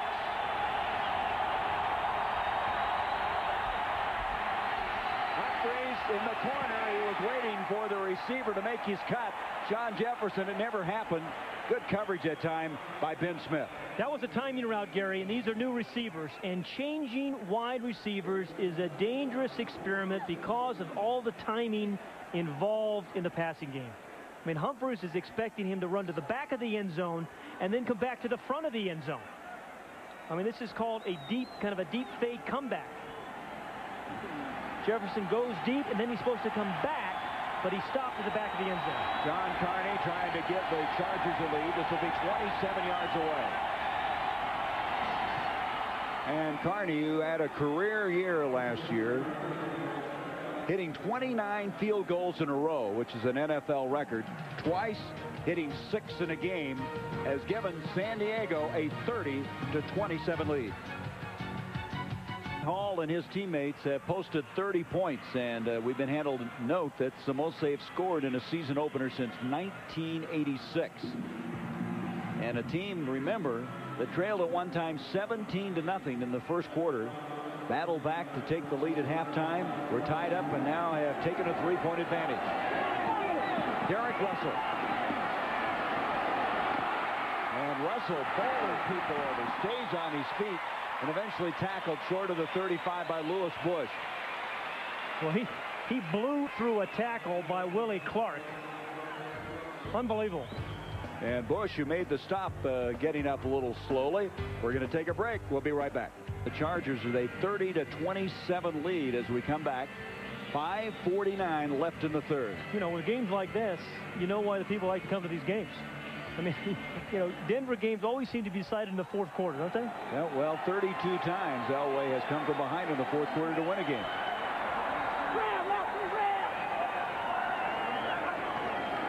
Elway, Bernstein, change of direction. Bernstein to the 40, 45, 50, and he takes a couple of Chargers with him for an extra couple of yards to the 42, a 25-yard rumble. There is a flag, Gary, but the third time Anthony Miller, the wide receiver, has thrown a key block on a big run or a big pass. Holding by the offense, number 79, 10-yard penalty, repeat first down. That's Dave Wydell, the center. I mean, when you can get wide receivers, supposedly stars, the guys that play out their way on the wide side, to block like this, you have a chance of being a good offensive team. Number 83 there in orange blocks 28 Harper, and that allowed Bernstein to pick up another 12 yards. The 25-yarder is negated by the hold, and it comes back to the 22-yard line. If you're a wide receiver, you never know if that last block will spring a ball carrier into the end zone.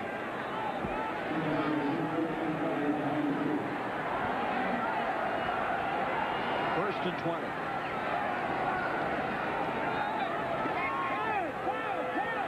Elway sets it up to Leonard Russell. Russell makes a nice open field move and then is tackled at the 23-yard line. Darian Gordon on the stop. Let's go down the sideline. Here's Kevin Kiley. Gary, more bad news for the Denver linebackers. You may remember they signed Carl Mecklenburg because Dave Wyman's going to be out 12 weeks. Well, now Mike Kroll has got an arm injury. He's expected back. Heath Burns has a back injury. He's expected back, but they're getting thin at linebacker. Back to you. Kevin, they're getting a little thin in that defensive line now for San Diego. Blaze Winter's in there now for Reuben Davis, who went out with the arm injury. the veteran, as we have a 2nd and 20. They virtually gained nothing on that last play. Elway to Milburn. Out across the 30 to the 32-yard line. The dust flying. Junior Seau with the tackle. When Junior Seau hits you, you go down. Have you noticed that? I mean, this guy has rushed the quarterback. He has 2 sacks. We've seen him run sideline to sideline on screen plays. And then he has to catch a guy, Glenn Milburn, the hummingbird, right here, and he does that. And watch, as soon as he hits him, he goes down. Whap, take him down. 3rd down, still 11 yards to go for the Broncos. They trail 30 to 27.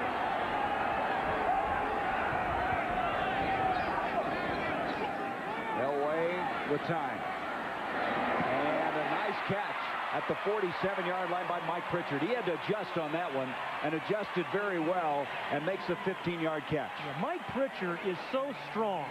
I mean, there was great protection there. Elway hung in there in the pocket, but Mike Pritchard is so strong. His hands are so strong, and he made a good adjustment and catches it, diving away from a hard ball by Elway.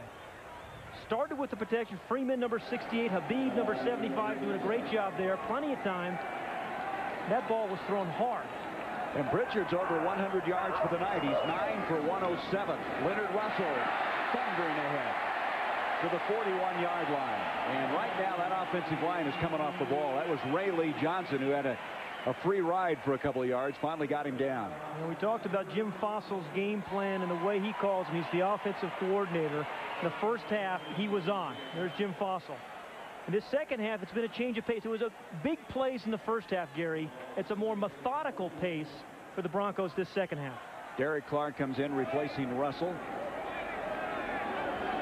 Ruben Davis has had the x-rays, or will have them taken, I guess. Ice on the elbow. First down. Elway dumps it nicely to Clark, who just checked in. And Clark hammers the pile backward for a first down move to the 30, an 11-yard pickup. This guy, a free agent out of Evangel College, the Crusaders in Springfield, Missouri. He scored 77 touchdowns in college. Well, you can see why he's such a good short yardage and goal line runner, Gary, because of plays like this. I mean, he should have been stopped right after he caught the ball. But he keeps those legs churning. There's some urgency about the way he runs. You know, gives him the shoulder pad, gives him the elbow, gives him some moving legs, and picks up a first. Elway is over 300 yards in the game now. Here is Bernstein on a sweep. And Bernstein tackled by Leslie O'Neal short of the 25. Elway tonight has 313 yards, his 24th career 300-yard game. Yeah, but his team is losing by 3 points right now, and these Chargers on offense have been equally effective. They've been equal to the task. Now, the problems for both teams tonight have been on defense, but the complexion of this game, Gary, I think really has changed. It's settled in to a kind of hit and miss kind of play now. Instead of those big long passes we saw in the first half, it's some runs here, some power plays, some short passes. 2nd and 6 for Denver. Minute 20 left in the third. Elway again finding Clark over the middle. What touch this guy can have at times. He looked, he had pressure coming. A nice soft toss over the middle, and Clark has it very close to another first down at the 20-yard line. Gives us an opportunity now to bring you the Silver Bullet scoreboard as we look at the other action throughout the NFL in this first week of the regular season, the 75th season of the NFL. They're short of the first down. It's going to be 3rd down and less than a yard to go. They ran the sneak last time, but you still have Leonard Russell and Bernstein. And it's going to be Bernstein, a little change of direction. He's to the 10. He's to the 8, 1st and goal. He missed somebody penetrating and then was able to get up the field. It was Seau who is able to elude and get a 12-yard gain on the play. Seau almost had this play stopped before it got started. But it was a terrific adjustment, a change of pace there by Rod Bernstein. The block by Russell really allowed him to get through there, but Junior Seau had a chance to disrupt that play. So they're going to go to the 4th quarter, and Denver will have it 1st and goal at the 9-yard line, trailing by 3 in this shootout in the Mile High Stadium in Denver.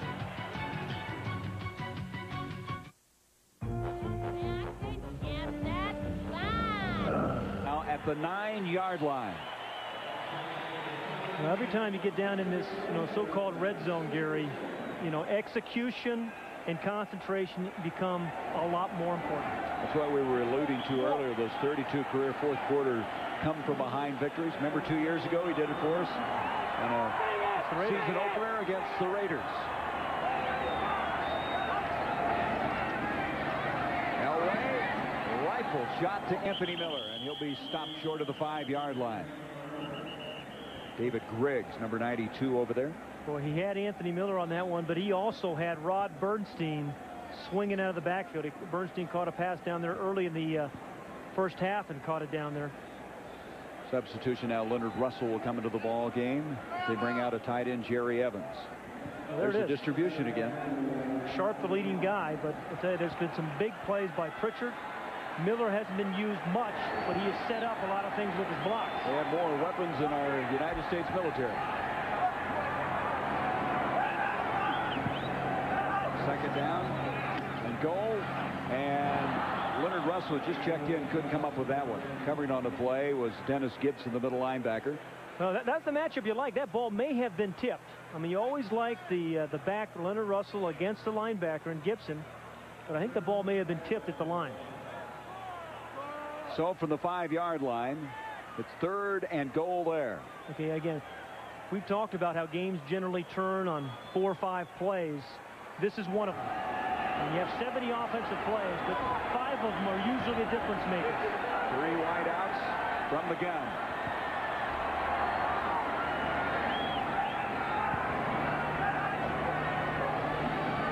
Elway over the middle. The catch is made by Sharp. Touchdown, Denver.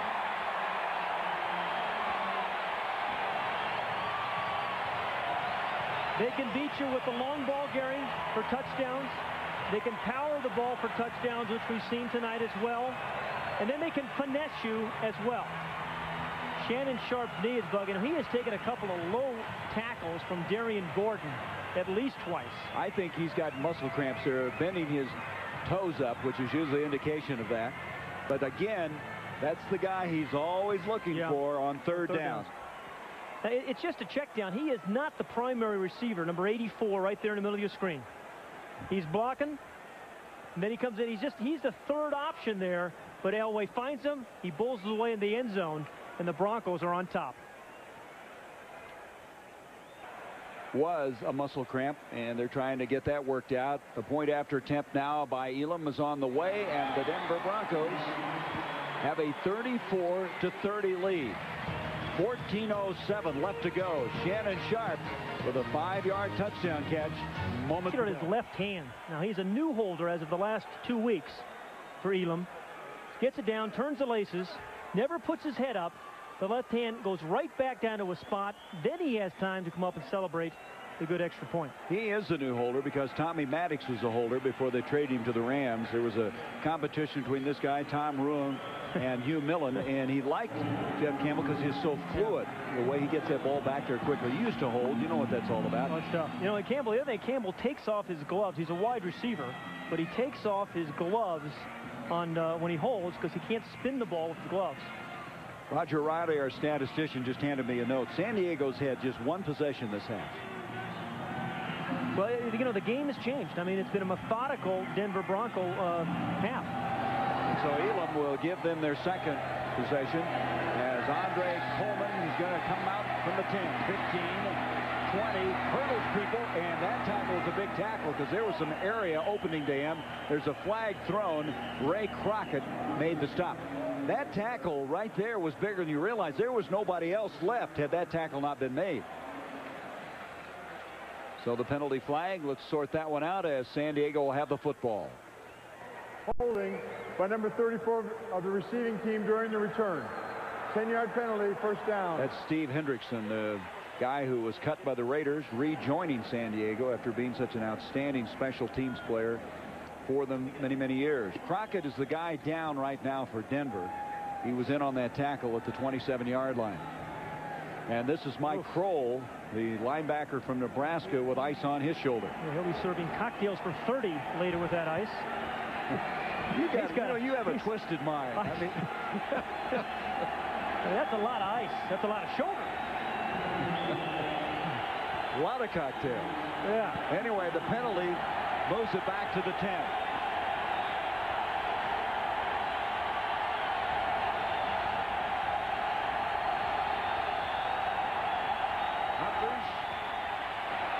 Natron Means gets some yardage across the 15 to the 17-yard line. Gary, here when you have a close ball game, Broncos up by 4 points, this is where you'd love to get some plays out of Natron Means. Get that running game going as they did right there, 5 or 6 yards, and that will set up that play action pass. That'll set up the big plays that San Diego's had tonight. What did we say? He needed 100 yards for them to win tonight.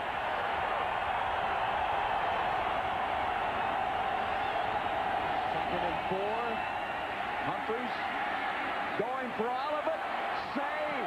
Stride for stride, and with him very equal on that play was Ray Crockett. And look at that heavily bandaged left hand. He fractured his left thumb on that hand in the preseason game against San Francisco. He's telling us that he was going to have him redesign it so he could have a little more freedom, because the thumb has really been hindered, he feels, in playing that cornerback position. Well, you know, Crockett gave up the 1 touchdown, but other than that, he's had a very solid evening. Remember, he's been guarding Ronnie Harmon one-on-one, and that time he had Say one-on-one and saved the touchdown.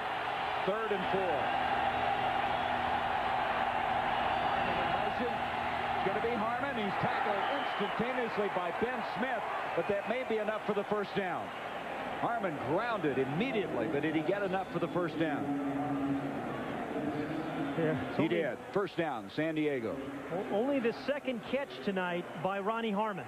It's a guy that was going to be featured, but the Denver defense has done a pretty good job on him. They haven't stopped some of the wide receivers, but that's the kind of physical play by the defensive back Ben Smith right there that Charlie Waters wanted. Felt they lacked it a year ago, has it this year with Ben Smith and Ray Crockett. First down to the 22. 12:37 left in the game. The Broncos by 4. Humphries in trouble. Gets off a screen to Natron Means. Means is going to be tackled by Keith Burns, the rookie from Oklahoma State. You know, he said he'd be tested.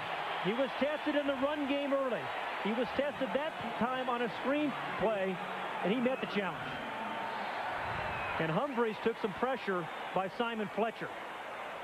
We saw Simon Fletcher earlier in the game make a nice play on a run stop, but he's at his best in the 4th quarter rushing the passer. A nice adjustment there by Means to catch that ball, and then a big tackle by Burns. Second down, 10 yards to go.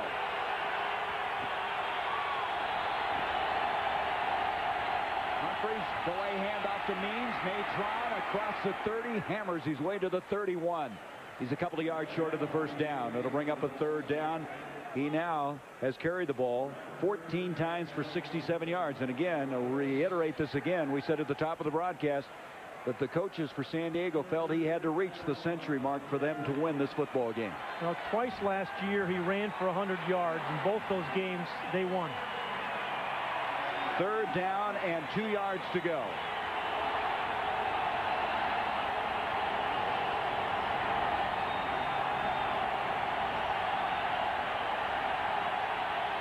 And now we're going to have a timeout call by Humphries in San Diego. They use their first at the 11:06 mark. And this crowd right now in Mile High Stadium is into this football game. They should be. It's been an excellent game. I had the timeout called. Big call coming up. 3rd down and 2. And Charlie Waters looking as closely as he can to see what they're going to try to do. You know, it'll be about penetration. Short yardage is about penetration. Papunu is the lead back to Means. Natron Means fighting forward. He got it. That's that little surge, that little burst, that ability to move the pile that's going to pay big dividends to this team as he moved it out to 36. Now we have Atwater getting into it along with Deems May. But Gary, there was no push here by the defensive front. And a good push by the offensive line. That's all short yardage is for your defensive player. It's getting some penetration. No penetration. That leads to an easy first down for the Chargers. So the call worked. San Diego continues from the 36. This is Eric Bieniemy who's checked in. And Bieniemy, strong guy, not very big at 5'7", pushing people backwards. Keith Burns made the stop.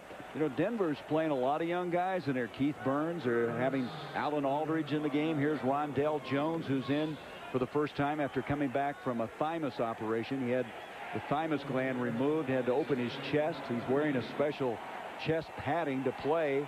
I mean, they're throwing everyone they can get in here right now. But Gary, you know, in the NFL today, you need guys on defense, 16, 17 guys who can play like starters. 2nd and 8. Humphries with the play action. Up the field, broken up nicely. Ray Crockett. Great play. Ray Crockett has really flashed in this quarter. He's been everywhere. The pass intended for Mark Say. There hasn't been a lot of great defense tonight, but one guy, Ray Crockett, has played pretty darn well for these Denver Broncos when you think what he's been asked to do. Crockett timed this thing perfectly. Had him covered, saw the ball, jumps, knocks it away with a cast on his left hand. He shut down Ronnie Harmon in the receiving game, did a nice job on a wide receiver. The free agent who 5 years played with the Detroit Lions.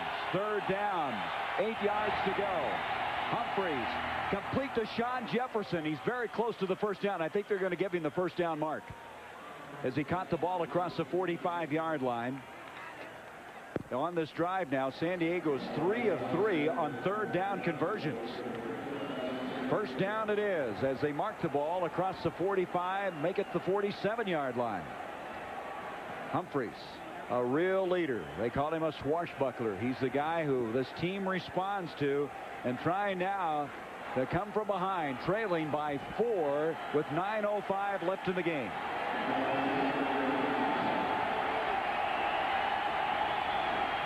Natron Means again, changes direction, stiff arms the man, and runs hard to get a couple of yards to the 50-yard line. So he has 75 yards on 16 carries. Tuesday, September 13th, marks the premiere of a TNT original, 75 Seasons, the story of the National Football League. The special looks at the stories and people that have given the NFL its rich history. 75 Seasons, the story of the National Football League premieres. Mark it down, September 13th at 8 o'clock, only on TNT. 11th play of the drive. Humphries. Papunu to the 40. Rambling inside the 35. Breaks 1 or 2 tackles and almost broke it. Papunu, who's so underrated, went 25 yards. They're going to mark it just short of the 25-yard line. We have a Bronco down. That is Keith Burns, the rookie, another who is down at the 40. You know the Broncos out without Wyman. They've lost a lot of linebackers here in this game. We'll be back to check on his status. We're going to take a break. Broncos by 4. The Arizona Cardinals Sunday are ready for an assault on the NFC East as Buddy Ball has arrived in the Valley of the Sun. As Clyde Simmons and Seth Joyner have followed Buddy Ryan from Philadelphia to rejoin their favorite head coach. There's excitement as Buddy Ball has captured the imagination of the Valley of the Sun. And for the Giants, the task that they have at hand is to replace longtime starting quarterback Phil Simms. And that has fallen on the shoulders of Dave Brown, who we've talked about throughout the course of this game, how very impressive he was in his debut as they defeated the Eagles. The Giants and Cardinals next Sunday here on TNT. Keith Burns is a guy who's played very well in this ball game, and he was a question mark coming in. Gets his first start as a rookie and walks off the field now, but he has played well for the Broncos on defense. Of course, we mentioned earlier, Dave Wyman underwent arthroscopic surgery on his knee. He's out for 12 weeks, so Burns got the starting call. Kroll is also out. He's an outside linebacker. Glenell Sanders has checked into the ball game, number 55. The Chargers have to be thinking touchdown, Gary. 7:50 remaining in the ball game, down by 4. You can't turn the ball over, but they're thinking touchdown. First down for the 25. Means has got a head of steam on at the 20. Bursts it close to the 15-yard line. He's one of those backs, Pat, that seems to get stronger as the game wears on. You always hear about running backs have to carry the ball 12, 13 times before they really get it going. He has 17 carries now, 84 yards, and Darrell Hall is down. Now, Hall was out in the preseason with a shoulder injury. Let's see if that's the same injury. You know, Charlie Waters, defensive coordinator, came in. His team has been injured all preseason long. They've not played one down together until tonight's game. He's lost most of his linebackers. Now his starting strong safety is injured, and he's playing against a red-hot San Diego offensive team tonight. So Hall, who got hurt with the shoulder, they have Rondell Jones, who's in there, who's played very little. They are really getting thin. The start of the game, they had Randy Fuller on the shelf. He's had a bad ankle. It goes on and on. Butler Binote, who they've moved to a cornerback, was having some ankle problems. So I guess, as they say, they come in rashes, don't they? Injuries. We're going to take another break as Rondell Jones going to have to get a little equipment repair sometime before this night is over. So Hall comes off. He had a shoulder separation on August 9th. They had hoped he'd be able to hold up, and it looked like, in watching the replay while we're away, that it was the shoulder again that was bothering him as he comes out of the game. You can see they're checking him now. Say, with your linebackers out, your strong safeties out, it's a second and short. You got a running back like Natron Means. I say keep working him. Give him the ball. Means has 84 yards in the game. 2nd and 1. And here's the guy you were just talking about, and moving the pile and gets the first down. 7:18 left in the game. The Broncos by 4, 34-30. Timeouts in this game. San Diego has 2. Denver has all 3 of theirs, as now they bring in the big troops in the middle, Ted Washington and Dan Williams. I tell you, one of the things Bobby Ross has to be thinking about, I mean, 2 things. A, we got to get the ball into the end zone. We're down by 4 points. But the other thing is try to use as much time as you possibly can. Everybody knows about John Elway and the way he can come back. So you'd love to be able to run off another 3 minutes of the clock. Jefferson comes in motion. Means almost slips down, stays on his feet, and with good determination gets to the 10-yard line. Means is getting his work, and that's what they warned him. They said, you are going to be a workhorse on this team, and tonight certainly epitomizing that. Now, Ronnie Harmon comes into the ball game. Remember, we said that Stan Humphries is still finding or trying to find that go-to guy in the wide receivers. I mean, they've had some big plays, but I don't think there really is the rapport developed yet between the wide receivers. He does have it with Ronnie Harmon. 2nd and 7. Current drive, 15th play of the drive. Means again, lowering his head, and the pile moves to the 5-yard line.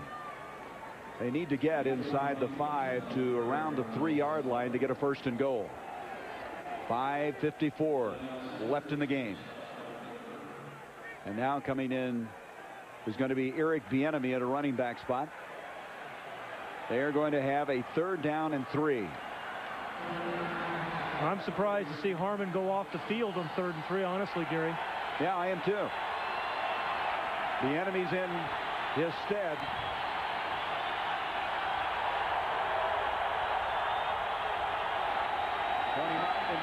Bieniemy straight ahead and powers his way. He may have a 1st and goal, and I think he does.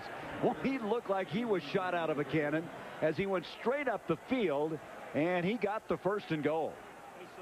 It looked like he got a very good block on the left side. I think it was Joe Cocozo, the left guard, maybe Courtney Hall, the center. But there was a hole down there on short yardage situation that you generally don't find, and he didn't waste any time. No dancing there by Eric Bieniemy.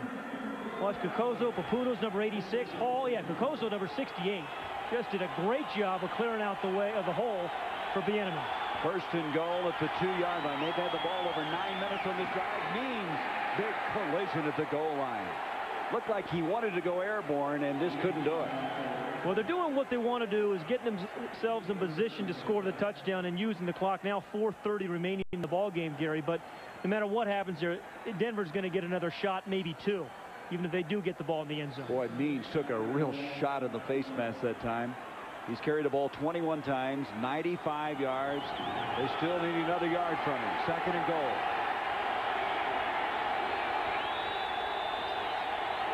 Papuno in motion. Play action. Humphries. Backside. Deems made. Too long. Had him. And Humphries knows he had him. Deems May is playing a lot tonight because Dwayne Young, who's usually their H-back tight end, could not answer due to the fact he's slowed by hamstring. You run the ball, you run the ball, you run the ball, and then you run for play action. And you generally have a guy wide open. Now, Deems May, number 88, is open. And I think Humphrey tried to lob the ball too much instead of drilling into him for a touchdown. 19th play of the drive. Consuming over 10 minutes. Handoff means diving touchdown, San Diego, and they've taken the lead. Boy, that was a real gut check drive, wasn't it? They just kept hammering, and finally Means culminates it with a 1-yard drive. Well, Natrone Means is the best defender for John Elway. But this was a good drive. It was good plays by Stan Humphrey. The offensive linemen, Courtney Hall, Joe Cocoso, did their job earlier. And this time from 2 yards out, Means gets airborne. And again, it shows you how he's an unusual big man. I mean, he gets airborne and leaps like a much smaller scat back. 19 plays, 89 yards, 10 minutes, 6 seconds. And you can see Means is a tired person as he comes off the field. Carney's point after, there's a flag. The kick was good. 2 flags have been thrown. You got holding against San Diego. They're going to have to kick it again. Boy, they need this too, because they need to go up by 3. Mm-hmm.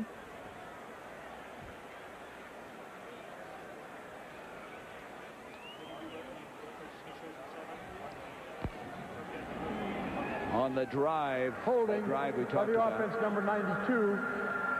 10-yard penalty, retry. On that drive, Means carried the ball 10 times for 44 yards, and he's just 4 yards short of the 100-yard mark.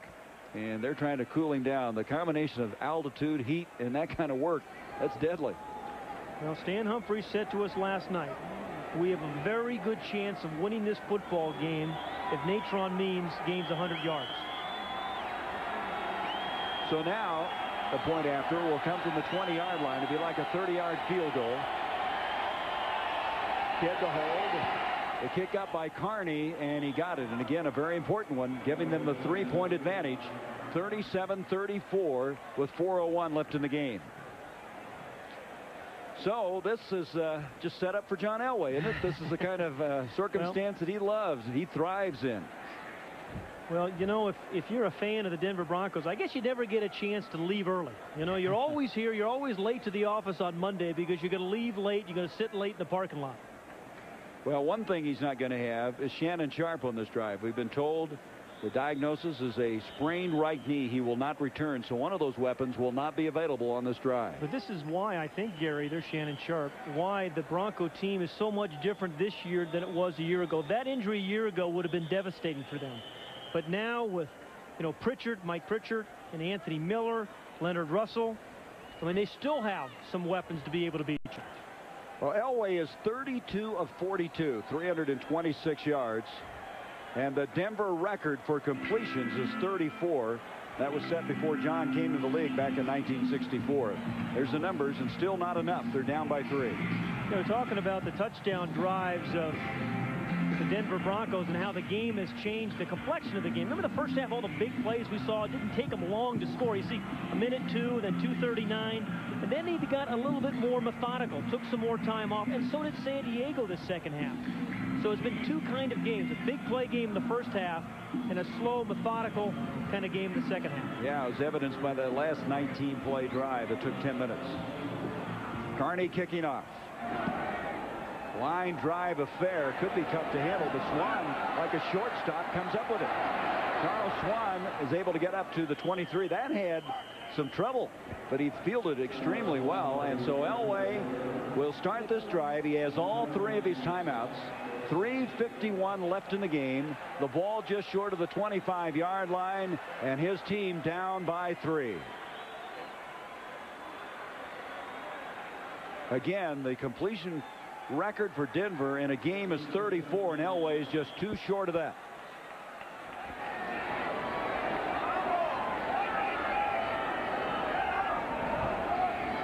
Leonard Russell. Nylander throws the block. Russell goes airborne to the 32-yard line. Gain of 7 yards on the play. You're right. Nylander did lead the play. but there was also a good block on Junior Seau as well. And again, this guy is going to be the X. Where the ball goes, you'll find Junior Seau. But who blocked him again? Anthony Miller. I mean, Anthony Miller has thrown 4 key blocks tonight on runs. They gave him 8 yards on the play. 2nd and 2. A little shovel pass to Bernstein. First down, 40. He's to the 50. And so Elway is halfway there. He's at the 50-yard line. Derek Russell threw a big block on that play. That's a 17-yard gain. Clock now down to 3 minutes to go. Okay, so you don't have Shannon Sharp. You still have Anthony Miller blocking. You have Leonard Russell running and blocking. You have Rod Bernstein. And you still have Mike Pritchard. Just short of the 50s where they mark it. Elway, pressure up the middle, throws near side. Mike Pritchard makes a catch inside the 40 to the 39. That's another first down. Yeah, this is just John Elway time. I mean, this is familiar. 12-yard pickup on the play. Well, 2:30 remaining in this ball game. Denver with all 3 of their timeouts. And again, ideally, they'd like to use as much of this time and score the touchdown. They're down by 3 points. They're thinking win, not overtime right now, I promise you. Well, they have 3 timeouts, and they'll also have the 2-minute warning coming up as we have 2:12 left in the game. This time, Elway keeps it and throws it. And Bernstein is tackled by Seau at the 33. That's the 34th completion, tying the club record set back in 1964. You know, Gary, you see some running backs, you're talking about Means earlier, who can wear you out. John Elway is one of the few quarterbacks, I think, that can wear you out.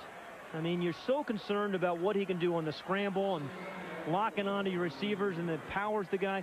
But he's thrown every kind of pass tonight. He has worn this San Diego defense out. They got out of bounds, so they stopped the clock with 2:04. From the count again, 2nd and 4. Flags everywhere. Elway underthrows this one, intended for Anthony Miller. It's picked off by Stanley Richard. Now, is it a free play because of the penalty flag? That's one of those plays, those underthrows that they call in the huddle. Except Richard was right there, but I think it is a free play. Let's see. You heard the cadence. You heard John Elway's cadence. Felt the offsides and was going deep. Offsides by the defense of the left end. The left end. 5-yard penalty. Repeat 2nd down. And so we'll take a break. The 2-minute warning is here.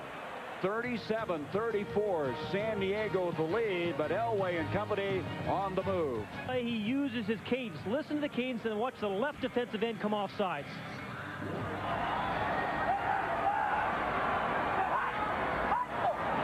And as soon as Elway sees that, he knows he has a free play. He's going deep. It was underthrown this time.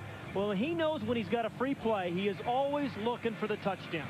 Elway in the second half has missed on only 2 passes. He's 13 of 15 for 104 yards. And Ray Lee Johnson's looking up saying, somehow we got to hold them on this drive. As the line of scrimmage, the 28, first down for Denver. Well, they're in field goal range now. The only thing that can keep this game going from overtime really is a turnover. So Elway can't turn the ball over, but they're still thinking getting the ball in the end zone with the game.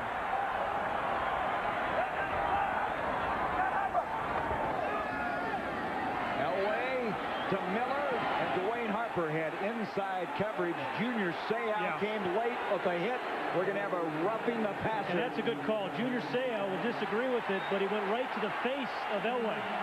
It wasn't so much that it was a late hit, but he went to the head. Comes right up the middle. And Elway just hangs in there.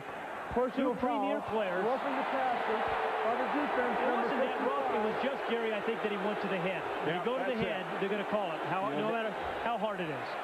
In the crowd, you could no doubt hear in the background seeing the instant replay. So it gives them now a first down inside the 15 to the 14-yard line with 1:50 left in the game. With those 2 guys on that play, you have 2 of the NFL's biggest game changers, guys who can change the game, in Seau and John Elway.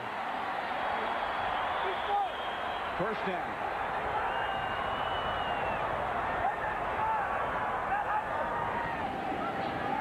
Elway, a little shovel to Bernstein. Bernstein to the 5. Fights his way to the 3. Very nice ball handling and faking on that play. Eventually, Stanley Richard made the stop for the Chargers. They've got a 1st and goal now inside the 5 with 1:30. You know, it's not too often as you look at Jim Fossil that you set up a game plan on Monday, Tuesday, Wednesday, and Thursday, and you have it work this well. But the Denver Bronco offensive game plan, as well as San Diego's game plan offensively, have worked to perfection. Everything they have tried has worked. The two big backs, Russell and Bernstein, in the backfield. Reggie Rivers, the move back. Bernstein this time maybe got back to the line of scrimmage. Good reaction that time by the Chargers. Now time ticking away at 57 seconds. Again, Denver has all 3 of their timeouts left. Yeah, but most importantly, San Diego is going to have to start thinking about using some timeouts, Gary. They're assuming that, you know, Denver's going to use one of theirs right now. And here goes Denver now, stopping the clock with 43 seconds. They may have lost a little bit on that play. I think they did. They now have a 2nd and goal back out to the 4-yard line. So Elway will make a visit to the near sideline. 43 seconds left in the game. Both teams have 2 timeouts remaining, and we mentioned a moment ago he was doing so well in the second half. No interceptions is the biggest thing. 14 of 16 now in the second half. Bill Arnsbarger, the defensive coordinator, talking to his inside linebacker, Dennis Gibson. I mean, you can account for most of the other 10 players. But when you have Elway, a guy who can run a quarterback draw on you, who can scramble around and get the ball in himself, it's tough to account for the quarterback. A lot of changes now offensively. Pritchard comes to the ball game. Derek Russell comes in. Cedric Tillman is into the game.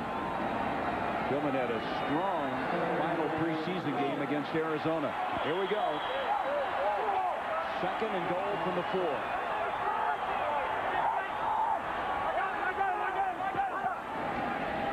Elway sprinting. And the ball came loose. Came out of his hands. It threw it. He started to throw it. It came loose, and I think Sayal got it. It's like incredible. He started to throw it, and the ball just came out of his grasp. You know, I've seen that happen to quarterbacks on a wet day, on a rainy day, on snowy days, but on a day like that, like tonight. That will go as the 3rd interception of the night, but what a bizarre ending to this game. But absolutely fitting that if someone was going to intercept it, it was going to be Junior Seau.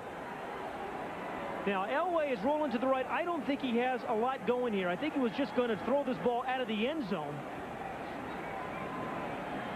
Just comes loose. And there's Seau. Wow. We said Seau was always around the ball. We said Seau was one of the biggest game changers in the NFL. And once again, he does it.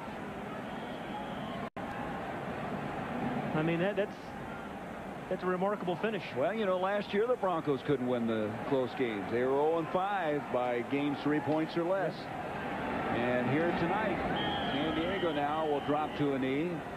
And Denver will use a timeout. They'll have 1 remaining. But of all the games you've watched Elway pull out, that is the most bizarre ending I'm sure he's ever had in his career. It's beyond any script you would ever have as he comes down to the end of the ball game. And you can see the disappointment. Seau, the guy who roughed him, remember, and kept that drive going, came back and made the big interception. Well, he has had a remarkable game, Junior Seau. 2 of the biggest names in the NFL have played themselves to exhaustion. And you couldn't ask much for an opening night game for us, Gary. Oh, I mean, you had a little bit of everything tonight. We even had one defensive play. Remember the interception for a touchdown? Well, Shannon Sharp wasn't in on that last drive. I'm sure he'd like to have been there. Well, this is a tough game for Denver to lose at home. Yeah, they had won their last 5 home openers. They had the best record in the AFC in home openers in history, 21-12-1, but not tonight. And as happy as Bobby Ross will be with this win tonight, because of all the slow starts he's had, Gary, there still has to be some major concerns about the Charger defense and the Bronco defense for that matter. Both Charlie Waters and Bill Arnsparger will be up late tonight. So Denver has burned up their last timeout. This crowd starting to file out, or a stunned crowd. You know, when you have a guy like Elway who has an NFL record, 32 come-from-behind victories in the fourth quarter, you just assume he's going to do it every time. Well, they had the sure tie. I mean, they were clearly in field goal range, but with, I think it was that second down when that happened? Second down and goal from the 4. I'm standing here. It's just like the emotions drained out of everything right now, as they can't stop the clock now. It was officially ruled a fumble, I guess, not the interception. But was that right? Yeah. Okay, well, ruled it. Either way, it's a turnover. And Seau came up with a major play at the very end of this game. And San Diego, a team that had been picked by some to finish last in the AFC West, they're certainly at the bottom, gets a victory in a place they have not won in since 1986. They'd lost 7 straight games here in Mile High Stadium. But tonight, after falling behind 17-0 in the first quarter, came back to win this one. And we had, as Pat mentioned earlier, a little bit of everything. This was a magnificent beginning to the 75th NFL season. A great beginning for us here at TNT. I mean, if you liked offense, you liked some bizarre plays, it couldn't got much better. Well, I would imagine that this will be a very popular choice. Our Cadillac player of the game is going to be Junior Seau, who came up with what is now called a fumble recovery. He had 12 tackles, 2 sacks, and as we've mentioned so many times, the energy, the vitality that he brings to the game, he is an all-world linebacker. 37-34, San Diego. Battle down to the very end, and San Diego wins for the first time in the Mile High Stadium since 1986, 37-34. But this was the play. John Elway on a 2nd and goal from the 4 with 36 seconds left. The ball comes loose. Junior Seau is credited with a fumble recovery, and the Chargers prevail, winning here tonight as Seau, our player of the game. For my partner, Pat Hayden, this is Gary Bender reminding you to join us next Sunday night when we'll be in Arizona to see Buddy Ryan's Arizona Cardinals. Stay tuned for the Stadium Show postgame. Bob Neal, Kevin Kiley, and Lawrence Taylor. You got it. 10-minute drive. San Diego trailing 34-30. Natron Means from the 1. San Diego takes the lead 37-34. But Denver has Elway, the master of the come-from-behind victory. Elway rolling from the 5, looking, and the ball slips out of his hands. It's a fumble. It's caught in the air by Junior Seau, who had a magnificent Pro Bowler type ball game, and the San Diego Chargers in a slugfest 37-34 winners here at Mile High Stadium. And we could not ask for a more exciting game to get our TNT Sunday night regular season underway. A lot of high-scoring games in the NFL today, but none have been more exciting than this one. And we talk about Junior Seau, who just seconds ago pulled that ball out of the air after it slipped out of the hands of John Elway, and Junior has joined us here. Junior, first of all, no sacks all of last year, 2 in this game tonight. But let's go right to that final play. That final play. The final play, the ball slips from Elway's hand. It was a blitz call, and our blitz, if Bernstein would stay in and protect. He didn't protect, so he went outside. I went outside with him, tried to do an outside rush on him. I saw the ball in there. It was a dream. I didn't know what I was going to do with it, but I grabbed it, went out of bounds, and everyone started jumping on me after that. You know, I was just blessed on that play. Junior, 2 enduring images in this game of you. In the first half, I went by the bench. You were trailing 17-0. You were sitting by yourself very calmly. I'm wondering what was going through your mind at that point. At that point, I was wondering, you know, okay, how am I going to get the team to spark something? How am I going to do something? I mean, when we first came into the game, we were really riled up.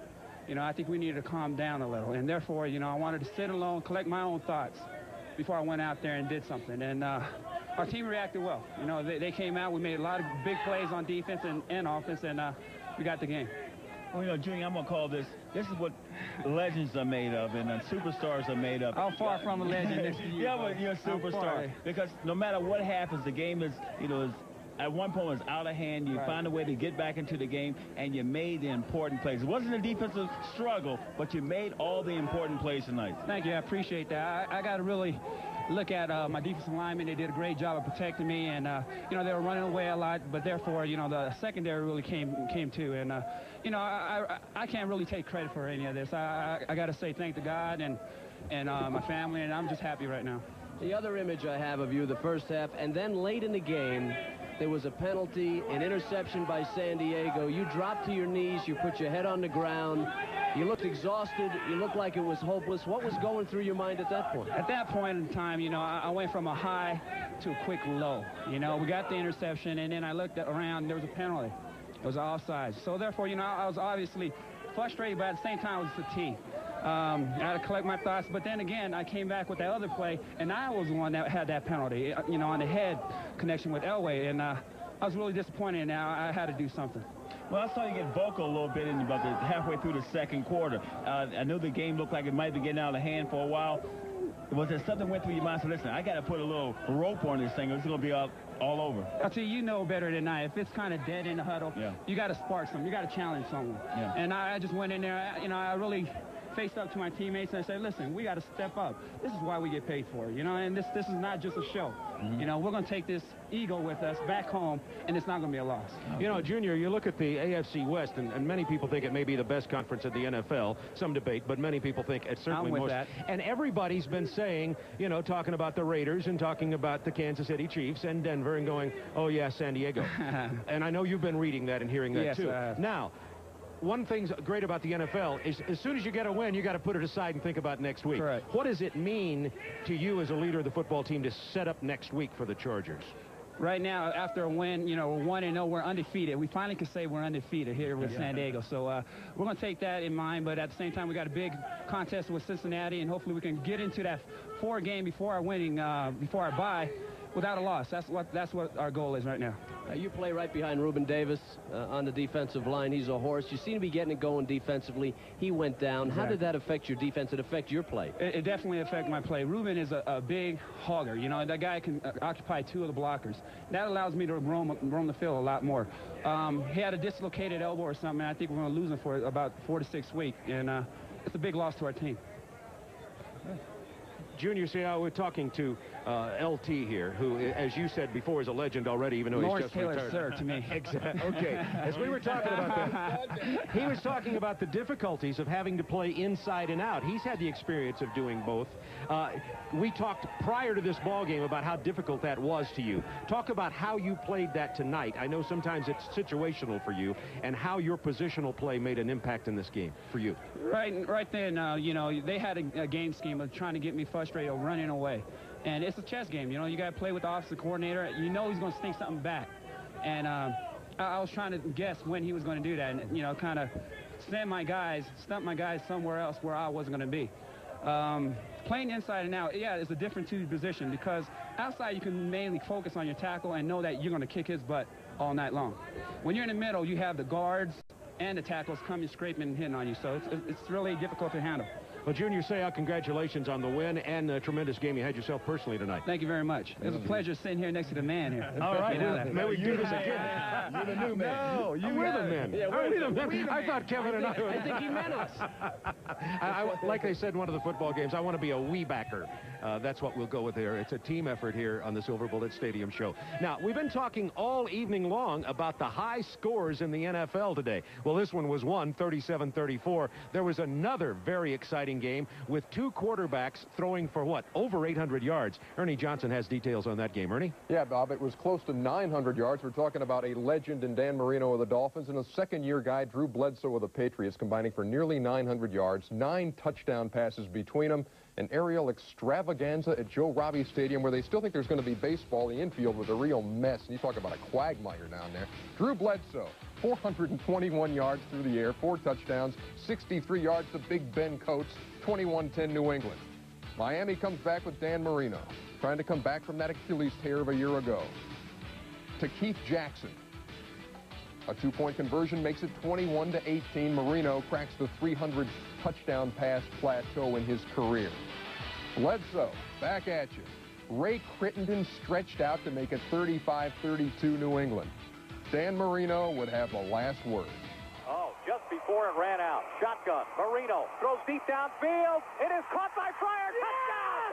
Touchdown Dolphins! Marino to Fryer! Oh, courageous call! That's on 4th and 5. Unbelievable! I'll tell you what's unbelievable is Fryer catching a half dozen balls for over 200 yards. Marino leads the 39-35 win. He told Craig Sager he's glad to...